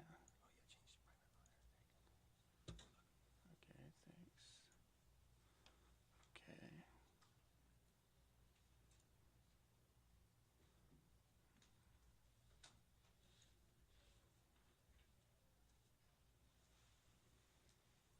Okay. Sorry for the delay. Good morning, Chair Longley and members of the board. My name is Brett Stevens, and I'm a senior scientist working in the Irrigated Lands Program here at the Central Valley Water Board's Rancho Cordova office. I'm here to provide you with a status update on the Irrigated Lands Program's non-participant compliance and enforcement activities in the eastern San Joaquin River watershed. You should have the slides in front of you now, and also attached is a letter from the Coalition's representative concerning compliance and outreach in the eastern San Joaquin River watershed.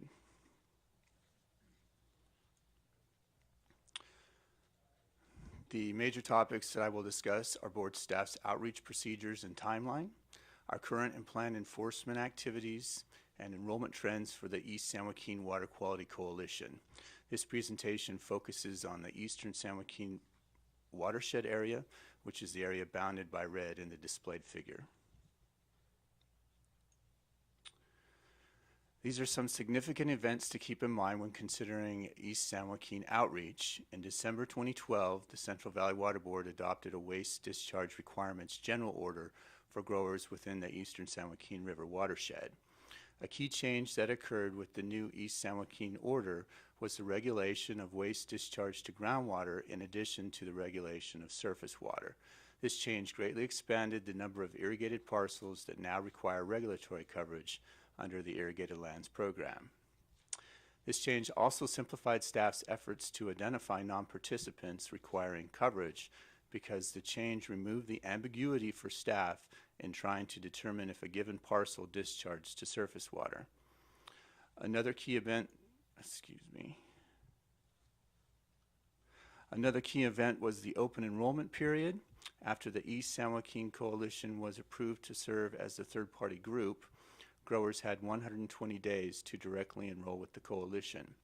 This 120-day period ended in May 2013. In our preparation of mailing lists to landowners with irrigated lands, staff used geographic information system technology to overlay parcel maps and an irrigated cropland map. The cropland map came from the California Department of Conservation's Farmland Mapping and Monitoring Program. Through this effort, staff identified a total of 4,939 landowners with a total of about 284,000 acres of land for outreach. The landowners' parcels were vetted to remove lands permitted by the Dairy General Order and lands already enrolled with the coalition. This figure provides a summary of the steps staff has gone through in pursuing outreach and enforcement in the eastern San Joaquin watershed. The remaining steps that I'll be discussing, I've already discussed the first step, which is identifying potential owners of irrigated lands. The remaining steps that I'll be discussing are issuing outreach letters during the open enrollment period, conducting agricultural parcel inspections, issuing Water Code Section 13260 directives, sending notices of violation for those who don't respond to the directives, sending pre-administrative civil liability or pre-ACL letters, and finally issuing ACL complaints.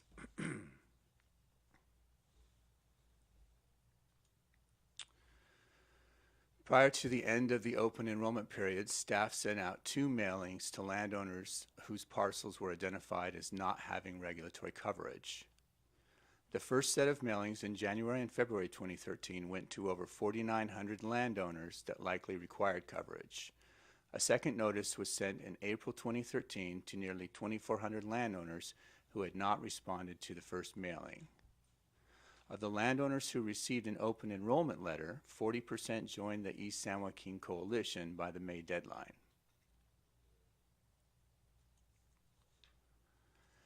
In addition to the outreach letters that staff sent, credit is also due to the East San Joaquin Coalition, which sent letters out on their own and hosted grower outreach events. These efforts certainly contributed to the coalition enrollment increase that occurred from January to May 2013. Additionally, articles concerning the new regulatory requirements appeared in local papers during the open enrollment period. And the Madera, Merced, and Stanislaus County Farm Bureaus also informed growers about the new water quality regulations. In conjunction with sending out letters, staff began inspecting parcels that had not enrolled. These inspections began in May 2013 and are ongoing. The inspection step is important to ensure that further compliance and enforcement actions are directed at parcels that are being used for irrigated agriculture. Staff has inspected nearly 1,900 parcels, which account for over 120,000 acres. About 500 parcels remain to inspect.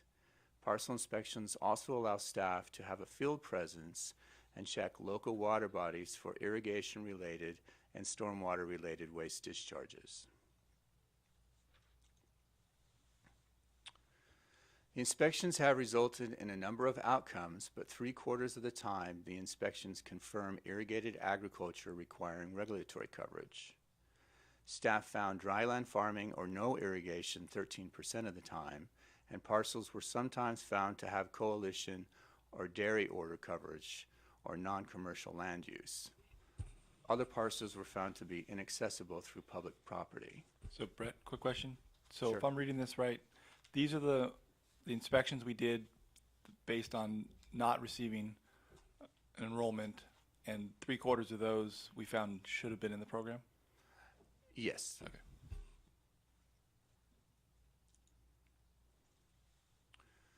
For those parcels with evidence of commercial irrigated land use, the Assistant Executive Officer issued Water Code Section 13260 directives, thus informing the landowner of the requirement to get regulatory coverage for their discharges.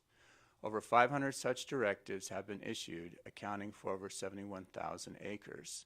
Landowners were given 15 calendar days to respond to the directive by submitting a notice of intent to the board to get regulatory coverage. Landowners who did not respond were issued a notice of violation and given 15 calendar days to respond to the NOV. Over 100 landowners have received NOVs. Staff has received the following responses to the directives. About 40% of the time, the landowner gets the required regulatory coverage and becomes a coalition member. About 1/3 of the time, staff received no response. About 1/5 of the directives were returned because of a wrong address or going unclaimed. These outcomes require follow-up by staff. And 1/10 of the responses have been exemption claims, such as that the property was sold or it has dairy order coverage. As I mentioned earlier, 13260 directives are followed up with notices of violation. The outcomes for the NOVs have been similar to the directive outcomes, but with somewhat better enrollment results and a smaller proportion of exemption claims.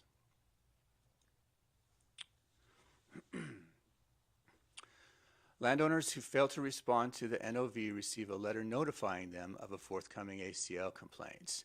Staff calls this a pre-ACL letter, which gives the recipient an opportunity to have a settlement discussion with the prosecution team. Staff has sent 24 pre-ACL letters and 4 more are pending. If the landowner fails to respond to the pre-ACL letter, then an ACL complaint is issued. The parcel marked in red is an example of a property bordered by coalition members or dairy property. It is not an actual enforcement target and is shown as an example only. With regard to pre-ACL letter outcomes, responses are not yet due for 13 letters. For the remaining letters, no further action was pursued for 2 because the landowner obtained the required regulatory coverage. In these cases, the prosecution team determined there were special circumstances that led to the noncompliance. 2 pre-ACL letters have resulted in notification to staff that the property was sold, requiring the issuance of a 13260 directive to the new landowner. And 2 pre-ACL letters have resulted in settlement agreements that are still pending.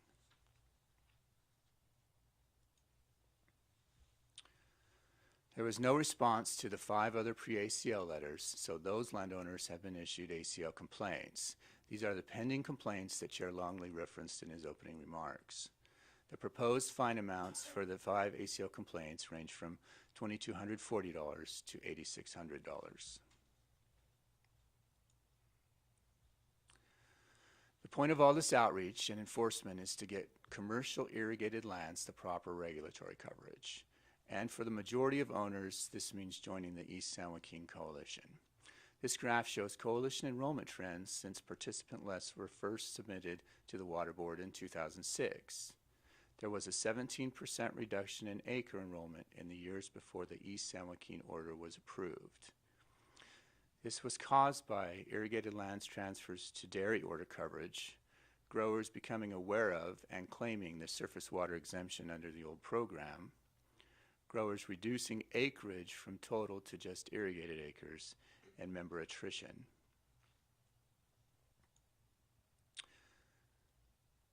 The East San Joaquin Coalition has seen a substantial enrollment increase since the Eastern San Joaquin Watershed General Order was approved in December 2012.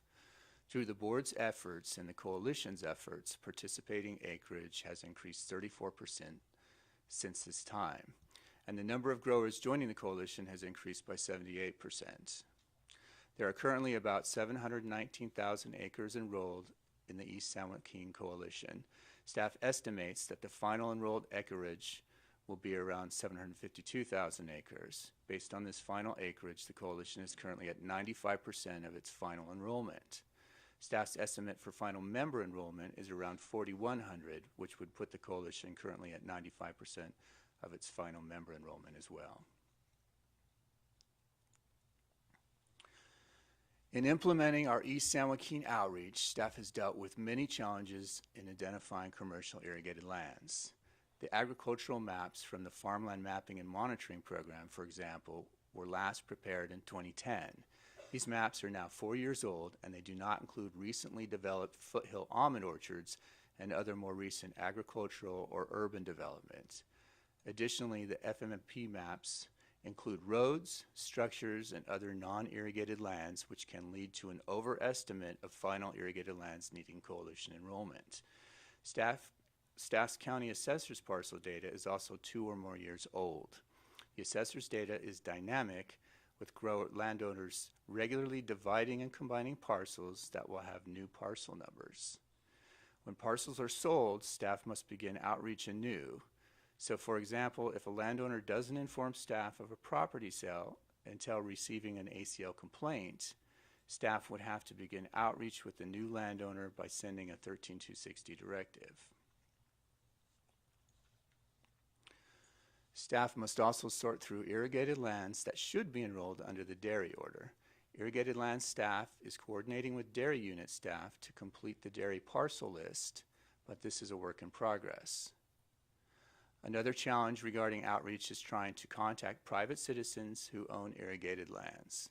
These persons may be absentee landowners who live outside the Central Valley and even out of state.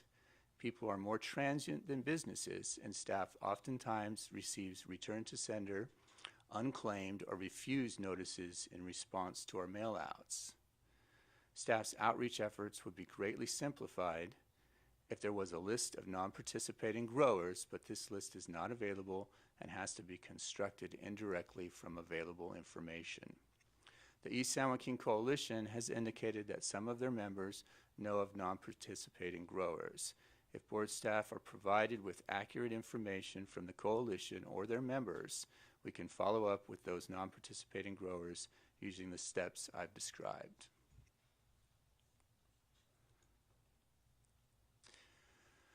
With this figure, we're back to the outreach and enforcement summary. As shown, staff has applied available technology and information to identify potential owners of irrigated lands. We have inspected thousands of parcels, and the Assistant Executive Officer has issued hundreds of directives to landowners requiring them to get the required regulatory coverage. Staff has also used the progressive enforcement approach outlined in the State Water Board's enforcement policy to bring landowners into compliance. Our first batch of 5 ACO complaints has been issued, and we anticipate more in the near future. Although there is additional work to be done to bring all of those requiring regulatory coverage into compliance, the board's outreach and enforcement efforts have been successful in moving very close to that goal in a relatively short time. This concludes my presentation, and Joe Karkowski and I are available to answer your questions. Any questions or comments by members of the board? It's obviously a lot of hard work that looks like it's paying off insofar as getting enrollment and sorting out who belongs and who doesn't belong. John? I was just going to mention that we had a conversation on this issue because I was worried that there was well, I wasn't worried. I'm always worried that there wasn't anything about this that worried me more than anything else, but enforcement is key to to a program, and once it becomes the law, you do have to enforce it. And we've talked about resources needed to do this, and so I want to hear the coalition's view of the world. But my question, I guess, is this is the first update of this nature. I just want to hear how this compares to everybody else. I know the timelines are different, but is there anything else you could say about the other coalitions? Yeah, sure. I'll start, and maybe Brett, you can jump in. So, the sort of the next suite of landowners that we were outreaching to is actually in the Tulare Lake Basin. So that was the next order you all adopted. The Kings River group, you heard from David Orth yesterday. His group was the first one to become a coalition in that area. So their timeline for open enrollment just ended last month. And so we did that process of sending out letters. I think it was probably near 10,000 just for the Kings River area. And then the staff down there are going through the process for all the other coalitions that have been approved in that area. They have a 180-day window to sign up. Then in the next month or so, we'll be sending out between 3,500 and 5,000 letters in the Delta. We sent close to 400 in the west side, so they had higher enrollment. And then the Sacramento watershed, we haven't yet figured that out. But those letters are those initial letters that Brett was referring to, sort of the heads up, here's this regulatory program. And we're going to try to send out 2 letters. Usually, the first one we try to send out to everybody that possibly could have irrigated lands. Then the second one we narrowed down a little bit more to parcels like above 10 acres or above 5 acres, because a lot of the smaller acreages end up being rural residential. Any further? Yes, Jenny? Yeah, you mentioned that it would be a lot easier, of course, if you had, just a list of people who should be enrolled but are not enrolled, and perhaps fellow other growers or the coalition may have access to lists. That's not the same as what we were talking about in our the San Joaquin County and the Delta, where we were looking for a list of people who are dropping out. That's a different issue, right? It is a different matter. Okay. Yes. So for East San Joaquin, we do have the same provision that next year, when people are dropping out, the coalition will have to provide us with the list of people who are dropping out and why. Yes, Okay. and it's relatively easy for staff to compare that list and the list from the previous year, and then conduct what we call drop member follow-up. And then, what is the process if a grower did want to notify the regional board that they know someone who should be in the coalition? Is there an online system to submit it anonymously, or I'm sure most people would want to submit this information anonymously? We have an irrigated lands phone line Okay. that anyone can call and leave anonymous messages. Yes. Okay. Yeah, the other thing, and Cal EPA has a complaint line as well. So when we were talking to the coalition about this with Perry, Clausen, and Tess Dunham in early April, we actually said, well, here are several different ways. You can send it to us just directly and openly if you want, or your growers can call Brett, we've got an irrigated lands email account, like Brett mentioned, a phone line. We get anonymous tips on that, as well as the Cal EPA process. Now, part of the thing to be aware of is just because somebody gives us a tip doesn't automatically mean anything. Mm-hmm. We still have to do a lot of the same investigation. So we may be getting information that we wouldn't otherwise have come across in terms of a tip, but we still have to go through those processes that Brett described. Yeah, absolutely. Yeah. Great, thank you. Any further questions or comments? The process is still ongoing, the 180 days. And I know the Tule River Coalition doesn't wrap up until 1 August because my 97-year-old mother got caught up in that. She has 1 acre of strawberries. She complained to me quite vehemently one evening, but her memory is such that by the following day she didn't even remember it, so that was... So you're saying our outreach is really effective. That's right, Joe. We get to board members, 97-year-old grandmothers. That's right. Mothers, we must be doing well. That's right. Yes, okay. Very good. But it's good work, and I applaud you for it. Yes, go ahead. I just have one other question. Are we going to hear from the coalition at all? Okay, great. Oh, yes. Bill, I understand, is going to give us an earful. So, we will then move on, and I'll take, first of all, yes, I figured I put your card on top, Tess. Who else? Thank you. Tess Dunham here today on behalf of the East San Joaquin Water Quality Coalition. Also with me are 2 of our board members, Bill McKinney, who's the Secretary Treasurer of the board, as well as Amanda. And Amanda, I've just gone blank on your last name, but she'll introduce herself when she gets up here. Amanda is the Executive Director of the Merced County Farm Bureau and is also on our board. And, you know, I want to talk about a little bit, just briefly, the letter that we submitted did not come easily for the board. They struggled for, I think it's important to understand that this issue with concerns with respect to lack of enforcement has been ongoing for a number of years. I understand that we have a new program, but there has been very large concern starting back in 2003 that the conditional waiver program didn't have the enforcement activity that was necessary. And as a result, it creates a lot of problems and does undermine the ability of the program itself. Bringing in groundwater has obviously made it easier from a staff resource because there's less people who can make an argument that they're not subject to the order because they don't have a surface water discharge.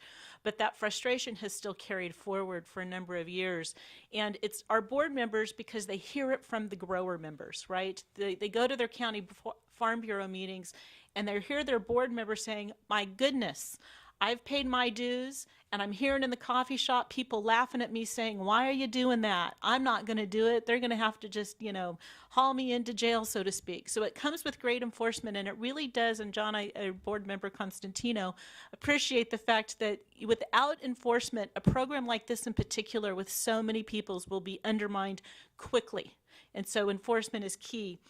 I do want to talk a little bit, before I turn it over to Bill and Amanda, we are concerned that the enforcement process that is too long. I mean, we have to understand that the 13260 directives, which is absolutely a requirement to submit that letter to these individuals, those were done a year ago, June of 2013.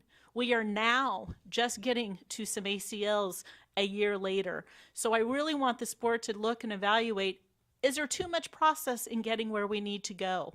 There's NOVs after you do a 13260 directive. Is that really necessary? Once you do the 13260, if they don't comply, why are we then doing a notice of violation on top of that? And then we go to a pre-ACL letter. I understand that may be efficient to help try to get things out of the way with respect to settlement purposes, but you're doing a directive, an NOV, a pre-ACL, and then you finally get, that's been a year-long process. So there's some real concerns that perhaps the process is a little too bureaucratic and a little bit lengthier than it needs to be to really get to the issues. And then lastly, before I turn it over to the others, the fines have to be a major deterrent. If they are so insignificant that the grower just says, it's a cost of doing business, you have not accomplished anything. If the fine doesn't mean something, it's not going to get out there to the rest of the community saying, wow, I guess I better comply because look what's going to happen. If it's I guess I'm not supposed to talk about the specifics, but let's say hypothetically it's in the range of a $2,000 fine, it's really not going to be a deterrent to a lot of folks. So I think we also have to make sure that when we do the ACLs that we have significant fines that act as a deterrent. Amanda? Wait, hold on. What? We're not going to let you off yet, even though your time might be up. I talked as fast as I could, John. As soon as I push on my mic, your time stops. Oh, good. Do you think that when the first, assuming the penalties are sufficient to get people's attention, I guess that's the question. Right. Once the first ones happen, do you think that will be a wake-up call for others, including other coalitions coming down the road? Hopefully, yes. Hopefully that if they are at an appropriate level, they will and can act as a wake-up call. Okay. Yeah. And you talked about the amount of the fines, which is always not an easy question to answer. What is the cost of doing business? And making the fine something greater than that.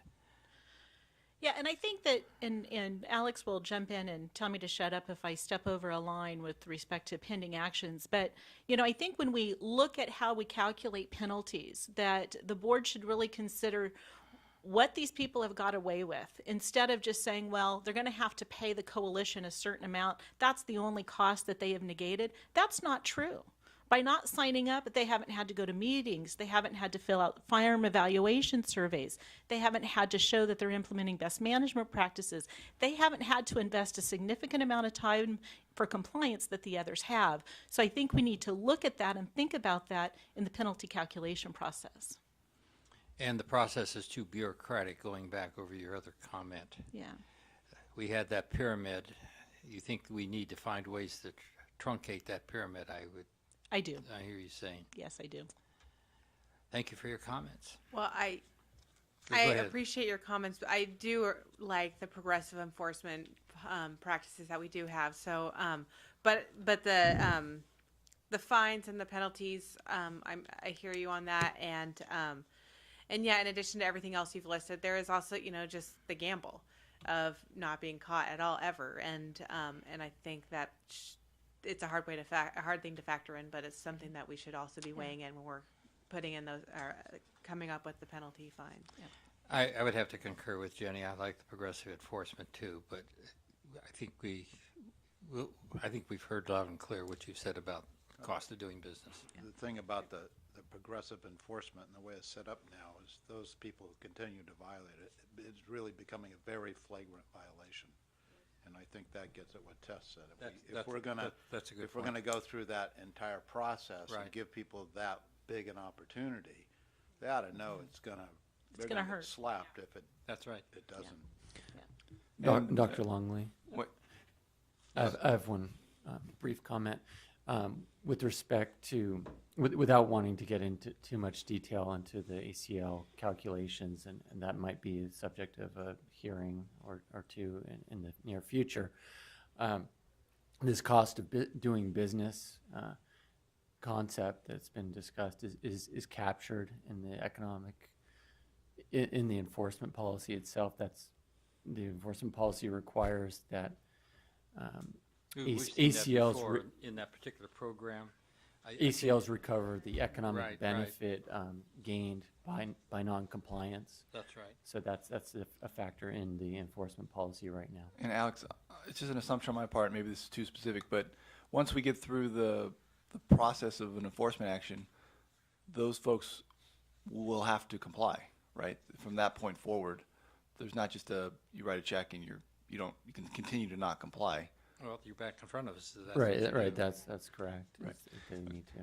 And then, Tess, the question about truncating the enforcement pyramid. Mm-hmm. I know you just said that's your view. Is that I don't know? I don't remember reading that in the letter. Is that an approved thought?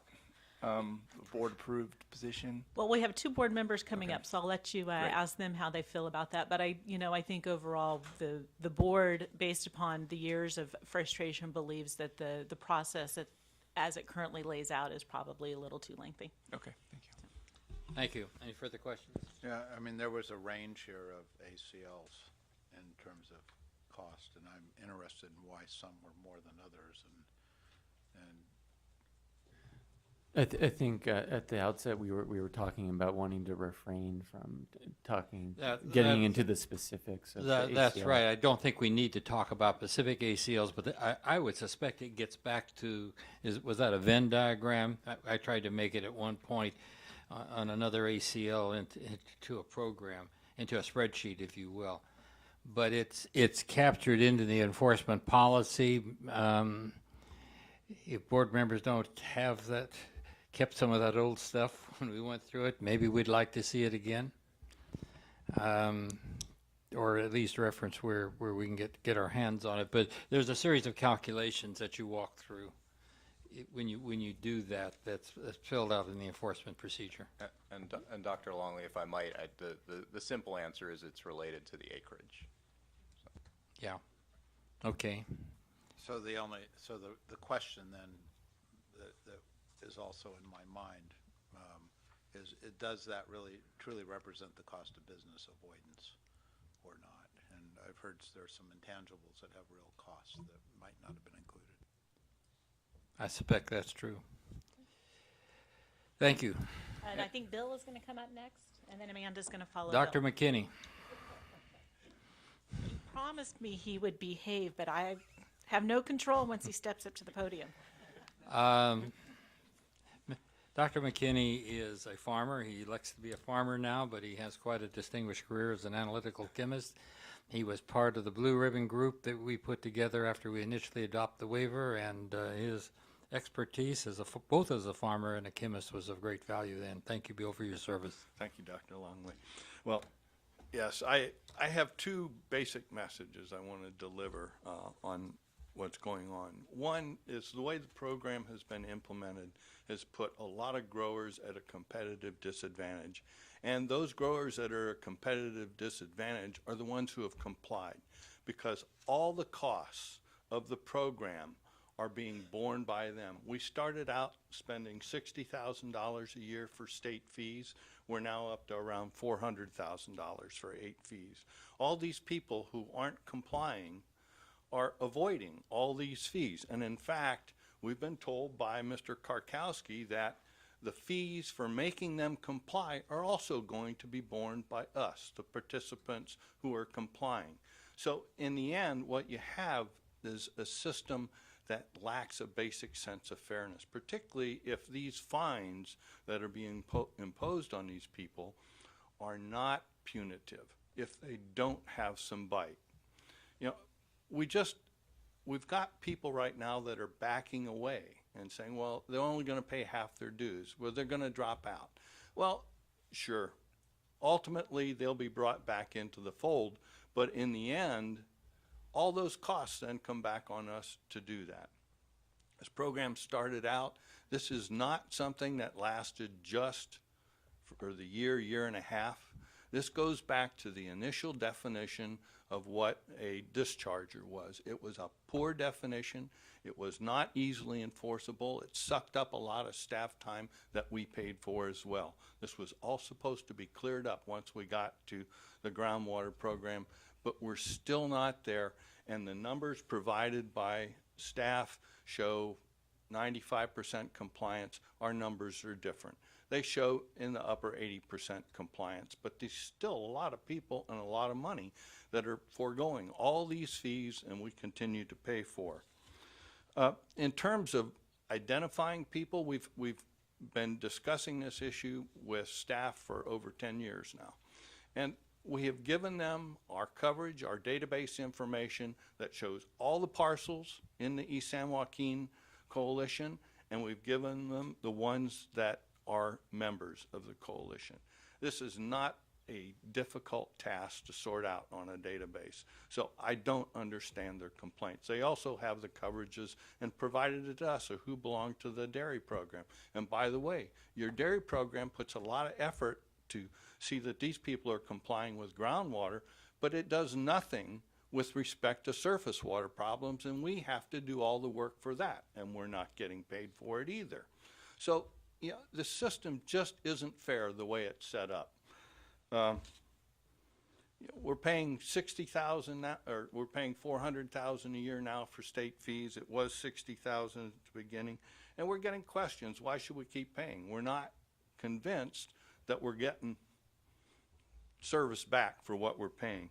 And so what we would ask is that you, as the board, direct staff to fix this, to make it a fair, equitable system, to get the rest of these people in as quickly as possible, and if it means truncating some of the process, if it's permissible, do it, and making the fines such that we don't have to spend a lot of more money and effort. In the end, it's better for them as well. Let's get through this phase. Thank you. Any questions? Thank you, Bill. Last card I have is for Amanda, I'm sorry, and I'll let you pronounce your last name. Okay. Good morning. Amanda Carvajal. I'm the thank you. Executive Director at Merced County Farm Bureau. Thank you for this time. I am here on behalf of board members who could not be here today. Obviously, we're in peak season and everyone is quite busy, but I will say I was not a founder of the coalition. My predecessor was, but from day one when I started with Farm Bureau in 2010, I have heard complaints from growers, and they vary from very explicit to just kind of a little humble frustration with it. And I need to say that this comes down to the bottom line, which is the dollar. And some guys have been paying $5,000 to $10,000 a year for an 8-year program. You do the math. Then when their neighbors are not doing anything. And not only that, there are I've heard of coffee shop talks where they are just verbalizing this is a joke. You're ludicrous for participating in this when you can get away with this. These are serious conversations that are actually occurring because the enforcement is not there, and that's how we feel at the local level. Now, I have taken a proactive approach in the last 6 months to really reach out to members. May I heard that they don't want to participate, they have their own verbal opinions, or that we know something's coming down the pipeline to give them the heads up to see if they can act on it. And there's 2 comments I get regularly. One, why is Farm Bureau enforcing this? And that comes from the non-member. Farm Bureau shouldn't be enforcing this because we aren't the enforcer. We are the grassroots monitoring program to help gather the information and do public outreach. We're here to help them. The second question other question I get from the members is, why aren't you enforcing it? This should be enforced. We aren't the enforcer. I'm a nonprofit organization, and I'm just trying to keep alive with my membership. So this is a point of consternation for members in general. The second point when I get to calling people is, I'm not going to join the member. Why would I do that? I'm not going to, and I repeatedly say, this is an optional mandatory. You have 2 options, but it's mandatory. Figure it out, and we will help you through this. They still will not do that. I know for a fact, and it's frustrating. I get the phone calls. I get the regular discussions. This is a commonplace conversation. Now, this is something, again, that not only has this been expressed to me, but this has been expressed at board meetings and to staff repeatedly. I've had board members come in and talk.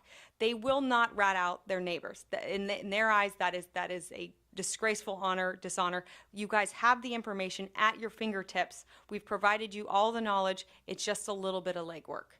We need this done because right now everyone is really stressed out by the farm evaluations. There was a lot of stress going into filling out those farm evaluations, and obviously there was a rapid decline or increase of members in the last year.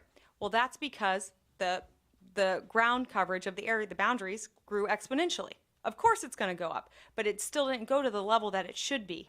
And now, with the lack of enforcement and the frustration over the farm evaluations and the increased prices, we're going to lose a lot of people if enforcement doesn't occur very soon. Thank you. Questions? Yes, John. The previous speaker said what he thought about the shortcutting the progressive enforcement. Do you have a view on that? It doesn't make sense to I understand the reasonings behind it. You do want to give them, especially some of the older folks, to have time to address the issue or have family address the issue, but it's not working. Whatever the process is right now, it's not efficient. Okay, thank you. Any further questions, comments, members of the board? Thank you for your testimony. Well, this point, it's simply, we have some, I think, very important testimony to consider and to discuss. Oh, you didn't give me a card, Perry. How come? Come on up the microphone.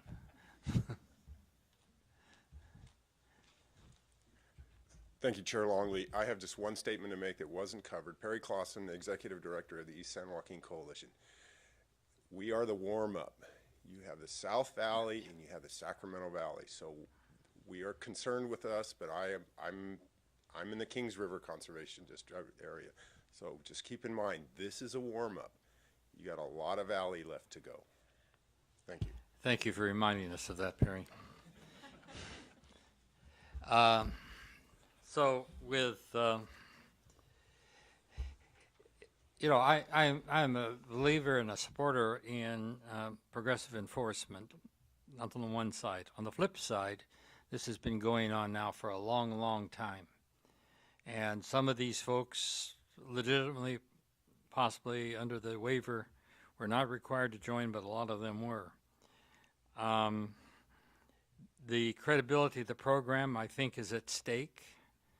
And I think we have to make a judgment of if we are going to find ways to increase the enforcement activity, if that's called for, or if we're just going to keep doing business as usual. So I think out of all of this, I'd like a response from the executive officer, but do board members have any further comments on this? Carl? Yes. Go ahead, John. I do, but I wanted to hear from Pamela first. Well, there are two issues here. One, I also serve as your advisor, so I'm not the lead prosecutor on this. But during the development of the long-term program, there was we continued our enforcement activities, but we focused most of our work, because we only have limited staff resources, on developing the long-term program. So yes, there was a lull in enforcement, so they're right, and I guess we deserve a hand slapping on that, but we only have so many staff to work on the different areas of the program. So there was a redirection. We still had some minimum going on. Since then, we've been actively, now that we have the program in place and with the East San Joaquin, we have been implementing measures to get members in, and you've seen how successful those efforts have been in bringing them in with our initial letters. The coalitions, the groups we worked with, were adamant about spelling out the progressive enforcement procedures in our orders. So I don't know if every coalition will come walking up here asking this and demanding it. This one has always been aggressive with us in terms of wanting more enforcement against non-filers. It's problematic. You're talking about thousands of dischargers. It's very difficult to find them. Staff laid out why. They said they give us lists, but they only give us a list of who are in. We have to go through all the records to try to figure out who's not in, and that information's not accurate. So we just can't go out there and start issuing penalties or assessing penalties without more knowledge. You would have my head on a platter if we did that. And so, we have to do our due diligence to find the individuals and then to do the steps that are necessary. Can it be truncated? I've asked. What we've put there, as burdensome as it seems, is one of the more efficient ways for us to get down to identifying those individuals that truly should be in the program that are not.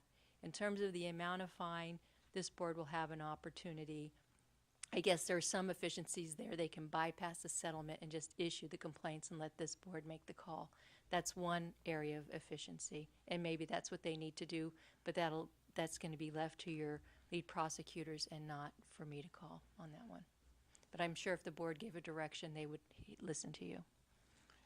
Well, but I think we're doing what the board has asked. If you would want us to change that process, we can, as much as possible. Some of these steps you have to, because the water code requires certain steps to be taken before we can take an enforcement against the water code. So there are some restrictions. It's not as easy as it is with the Clean Water Act dischargers. I have a question. What is a pre-ACL? This is a process that the Office of Enforcement implemented as a way to expedite the settlement process with ACLs and to get people into compliance sooner. So it's a way that, that we send a letter telling them that we're going to issue this fine if they don't get into compliance, and provide them an opportunity to settle the matter without having to go through the formal board process. Did anyone end up settling in the pre-ACL process?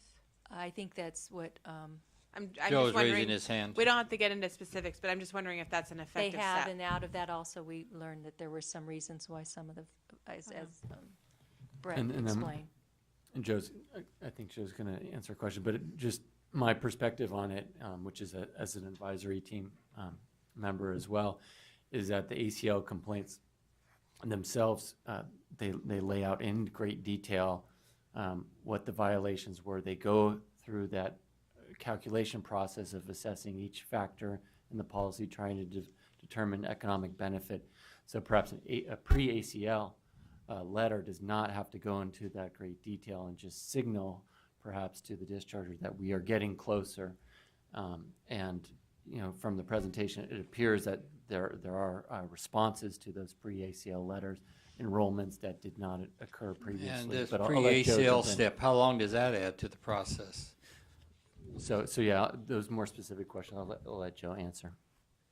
Yeah. So part of that process, when you're asking how long does it add, when we issue an ACL, we have about 10 to 15 day windows of opportunity to issue ACL complaints, because they're all timed with board meetings, and we have to give people an opportunity for hearing.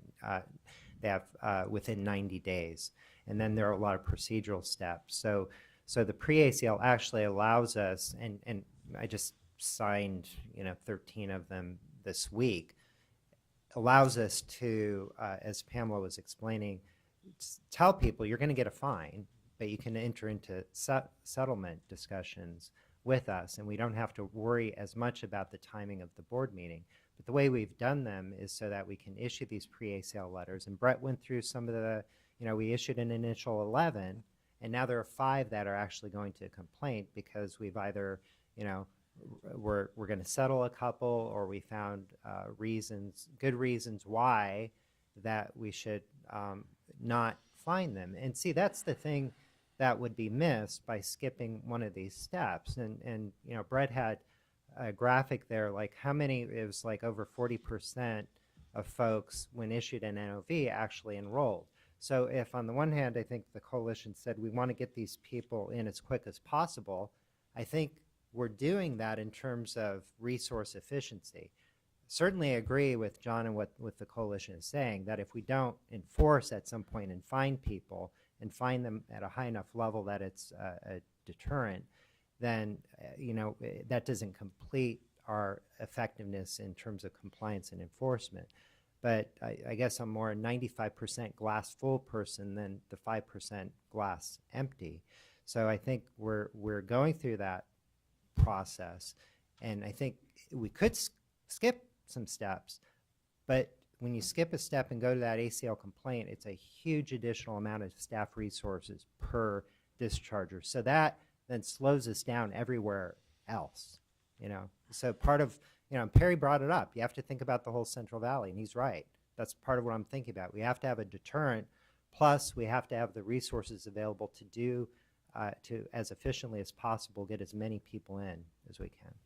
Thank you. That answer satisfies me, and I'm glad to hear it. And you're right. If we issued an ACL to every notice of violation, that would be 140 something, and that would be, and many of those, would not have needed an ACL. So I do appreciate the process, and I'm glad to see it. And I suppose in August we will discuss more about the enforcement stuff. Bill, could you come back up here, please?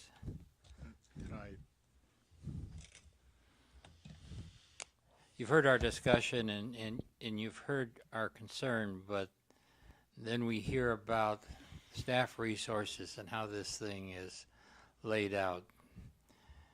Does that cause you more frustration or some clarification or what? Well, it absolutely causing me frustration, but I think one of the things that gets missed in this, all these people are costing us and the state all this money. Put the costs on them. Get some independent contractors that can do the work for them and charge it all to these people that need to come in. Make your fines large enough to cover it. Forget about raising state fees to us to pay for these miscreants that, take all this care and feeding. Can we have a little response about, I guess, how we can recover staff costs? I know we've had this discussion outside of this conversation, but maybe it'd be helpful for. That can't happen. And his suggestion, we don't have access to contract dollars to hire contracts to do. I've not quite heard of that approach for our water code, and under the current administration, I don't think it would go. We don't actually have money to contract that kind of work. It's a great idea. I wished we could. It would be nice if that was available to us, but I doubt very much that that's available. Look. The other thing, though, if we hear a lot about how they know about these people, it would save a lot of time for us if we were just given the names of those who are actual irrigators and people we could go to instead of calling through all this information to try and figure it out. That would save us time if we could have that.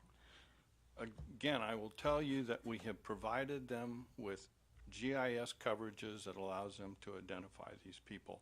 And this is not a very difficult thing to do. So it needs to be done, but understand, if we start turning in our own members, it's gonna, you gotta think of the whole system as well. It's gonna make the East San Joaquin Coalition very ineffective because we're gonna have growers against us then, rather than growers for us. You guys have to be the enforcement I hear you loud and clear, but the step, we get the GIS coverage apparently, but there's a process through that, and it's the whole Central Valley we're having to serve too, and with the staff that we have that we can afford, with the resources we have, they're having to go through a process. If there's ways we could short circuit that process, it would speed up this whole thing. We would be happy to provide our database people to help show them what's required to do that with the information that we've already given them. Look, I don't know enough about state procedures to tell you exactly what to do. All I'm pleading for is a fair process that puts the costs on the people who deserve it and sets the penalties high enough. You don't want to go through what you've been going through with the East San Joaquin when you get to South Valley, where your problem is really almost an order of magnitude larger. You got to get these people's attention. It's in the best interest of water quality and of the growers who are complying with the ILRP. Bill, do you recover your, when people come late to the coalition, do you recover past dues Well, and costs? we've been talking about that. We do have an extra fee for these people. I think it's $5 an acre for coming in, but I've floated the idea that maybe what we need to do is make it $25 or $50 an acre with a minimum of a $30,000 or $40,000 to get into the coalition. Now, that's going to send people running back to you. And then if they won't join, given the conditions that we've set, which you have no legal control over, then you're going to have to force these people to get their individual waste discharge permit. You could do that right now. That would send a message. Have a couple of these people do their independent waste discharge permit and go through the pain and the cost that will involve. I ask you to think outside the box, figure out some way to make this thing work without us going through all this There may be stuff. some intermediate ground here between $5 an acre and $30,000 max, but I think something in that, that's something that, the coalitions, because you are suffering undue costs and penalties, in all fairness, need to consider also. And the other thing I'll say is I think the board shares your frustration in a lot of respects. I mean, it's the rules are the rules, and we have to do the best job we can within those. But I keep going back to Tessa's letter on page page 4, and you know, when we come back, we can look at these LCLs and the specifics. But as one board member, my tendency will be to look at what are the maximum amounts for these types of ACLs that might be assessed. And to the degree we have any latitude, that would be my inclination. If people have received all of the, and don't forget, before we start an enforcement process, all these growers have received multiple notices. It's been in all the local papers. They know about this. So when we start notifying, that's when we're going through our process. But it isn't like they ever heard it, except maybe a very few haven't heard about it before. And so, and I think you're really, the other message you just made, Bill, is really true, is, you know, they don't have to join the coalition. And our job is just to say you need to get regulated. And they're going to have to do it one of those two ways. I think it's by far easiest to join a coalition, and I think that watershed approach makes eminently more sense. But you know, they got to come to accommodation with the coalitions also. Yeah. The high fees I was talking about is something the coalition would charge them. I was not suggesting what the state should do. So I think that came but from it's something frustration. that is within our authority to do. Yeah, you know, I mean, I liked your first numbers better than your last number. Well, the problem is you have some small people. You know, how do you even it out between the growers that have hundreds or 1,000 acres and the real small ones, and still make it a significant fine? I think that I concur with what Bob's been saying. You know, I think we're going to see continued effort here, and particularly on the fine side, I would hope to follow the enforcement procedure to make these fines mean something. But I would also think that you folks need to make it not too pleasant to put off joining your coalition.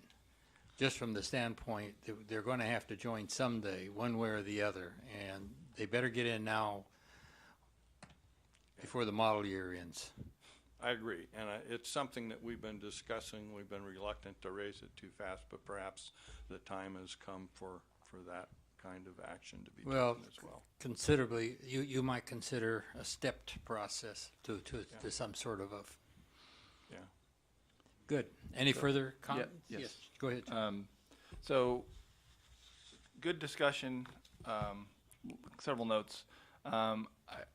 One thing that's resonating is the economic benefit. We've had this in the enforcement before, figuring out what that is and adequately assigning that to the violator. But in this case, we brought up the issue of it's not just the economic benefit, but the economic harm to someone else, or the shifting the work. So I don't know if we can take that into account. We should think about that.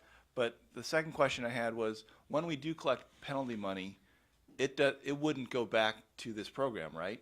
I mean, so that's where the program itself has to fund all the enforcement. Yet when even if we collected $100,000 or some larger amount, it wouldn't get funneled back. So that, you know, we can talk about that, but that's, as you can see, it where wouldn't that get funneled back, but it would greatly ease your work burden.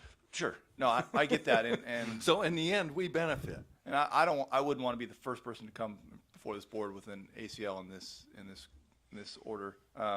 But I just wanted to clarify that. Nor the second or third person. When that money comes in, it can't get funneled to Joe's group to hire more enforcement. It's just not the way it works. Yeah. And Unfortunately. And then I completely understand the names, naming neighbors issue. And so if there's help you can provide us to make our life easier without pointing fingers, I think that would be great. And as a note, I'm for the progressive enforcement. I think you need to ramp it up, especially when you get right to the top of the pyramid. That's a lot of work. I'd much rather have a warning by the cop than get arrested. And but if he gives me a couple warnings and then I get arrested, I know I'm in trouble, right? And so that's Bob's bigger stick view of the world, that if once we get to the top, it shouldn't be an easy off. And so I think that's my view of Well, even when they're paying before the formal ACO goes out, to go through the formal ACO requires a big investment of staff resources also. It may look like a tiny tip of the pyramid, but there's a lot of resources being expended as particularly we get to the top of the pyramid. Well, we offer two things. One, our database people to help you use the information we've already provided you. And two, if we could be of help in determining the economic benefit, I'm sure Perry or a couple other people would be delighted to sit down with staff and help go through those numbers and give additional perspective. Thank you. Thank you very much. I just want to, before you leave, I want to thank you for being here. You know, I, as a fellow grower, a member of the Sacramento River, I guess it's called now, coalition, I share your concern. There is a greater valley out there, and as someone who's been paying into the order for many, many years, I certainly would like understand your concern, share your passion, share your worries about making sure that we're properly enforcing the order that we have adopted. So thank you for being here. Thank you for all of you for being here. And I appreciate the presentation and the discussion that we've had. Well, thank you all for the opportunity. Thank to you, talk. and definitely thanks extend to Amanda. I called Bill back though because I've dealt with this guy for years. So, And I Yes. wanted to also thank the participants, and particularly, I think our staff is doing a fantastic job, and I really appreciate it. I mean, it's been really, well, we've seen it in the number of board meetings. We've just had to have extra as a result of your hard work. So, but getting this program on board has been really amazing and an awesome job. And I just want to also add, because it was mentioned, these fines just don't go into space. They go into, you know, a cleanup and abatement fund, and sometimes those can be tapped by coalitions maybe for monitoring or improvements in irrigation. And also some of these funds can go into a supplemental environmental program, and now we have the Rose Foundation on board to help administer those programs in all of these regions. And I think that will help at least some of this money stay local and help communities. Exactly. And that's, I just wanted to point that out to folks whenever we have the opportunity. That's, thank you very that much. money then gets reinvested in your communities. Thank you. Wait, one more thing, and this is not necessarily a suggestion as much as a thought bubble. And when we had our earlier call about there's only so many days in a year where you can actually issue an ACL because of the lead time for notice and counter notice, and you know, if it comes to the point where that's an issue, I'd be willing to have say this day a year we're going to line everybody up, and so everybody knows that the bureaucracy's not getting in the way, that there's a deadline, and not to schedule more meetings, but if we ever get to that point. There are, if we get to that point, there are some options that we have, John.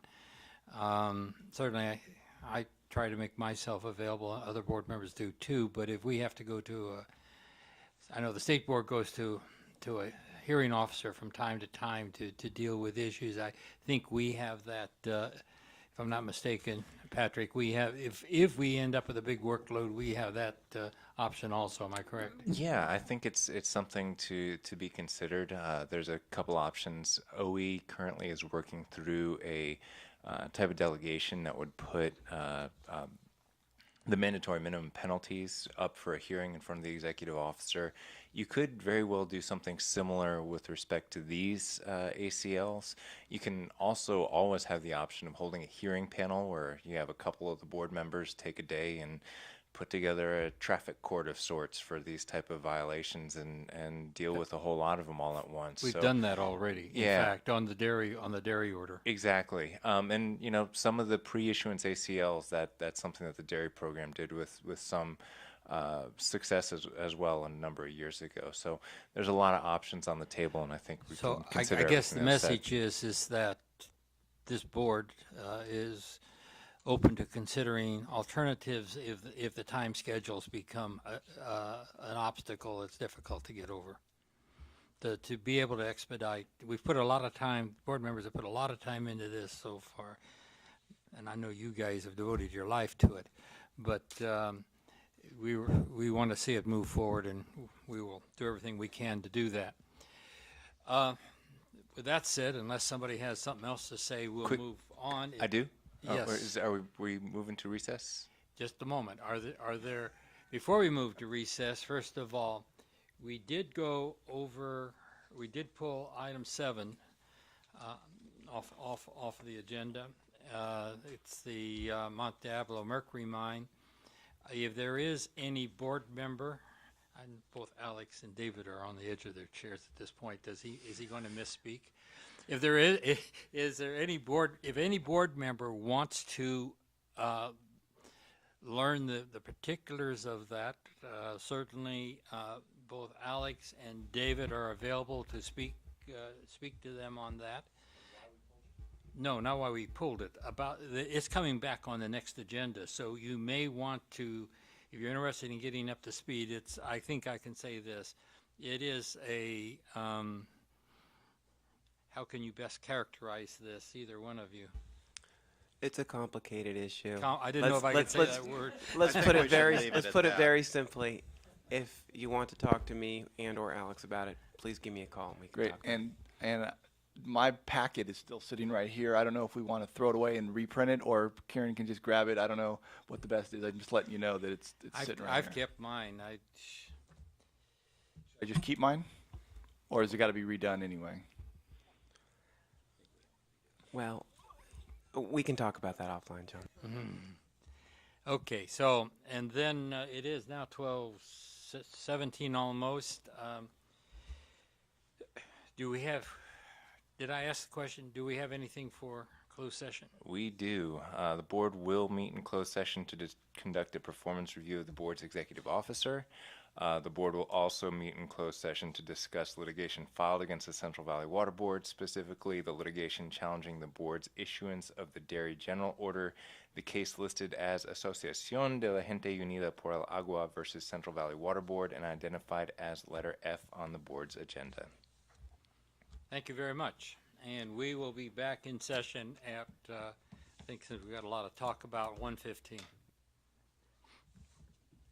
Thank you, folks.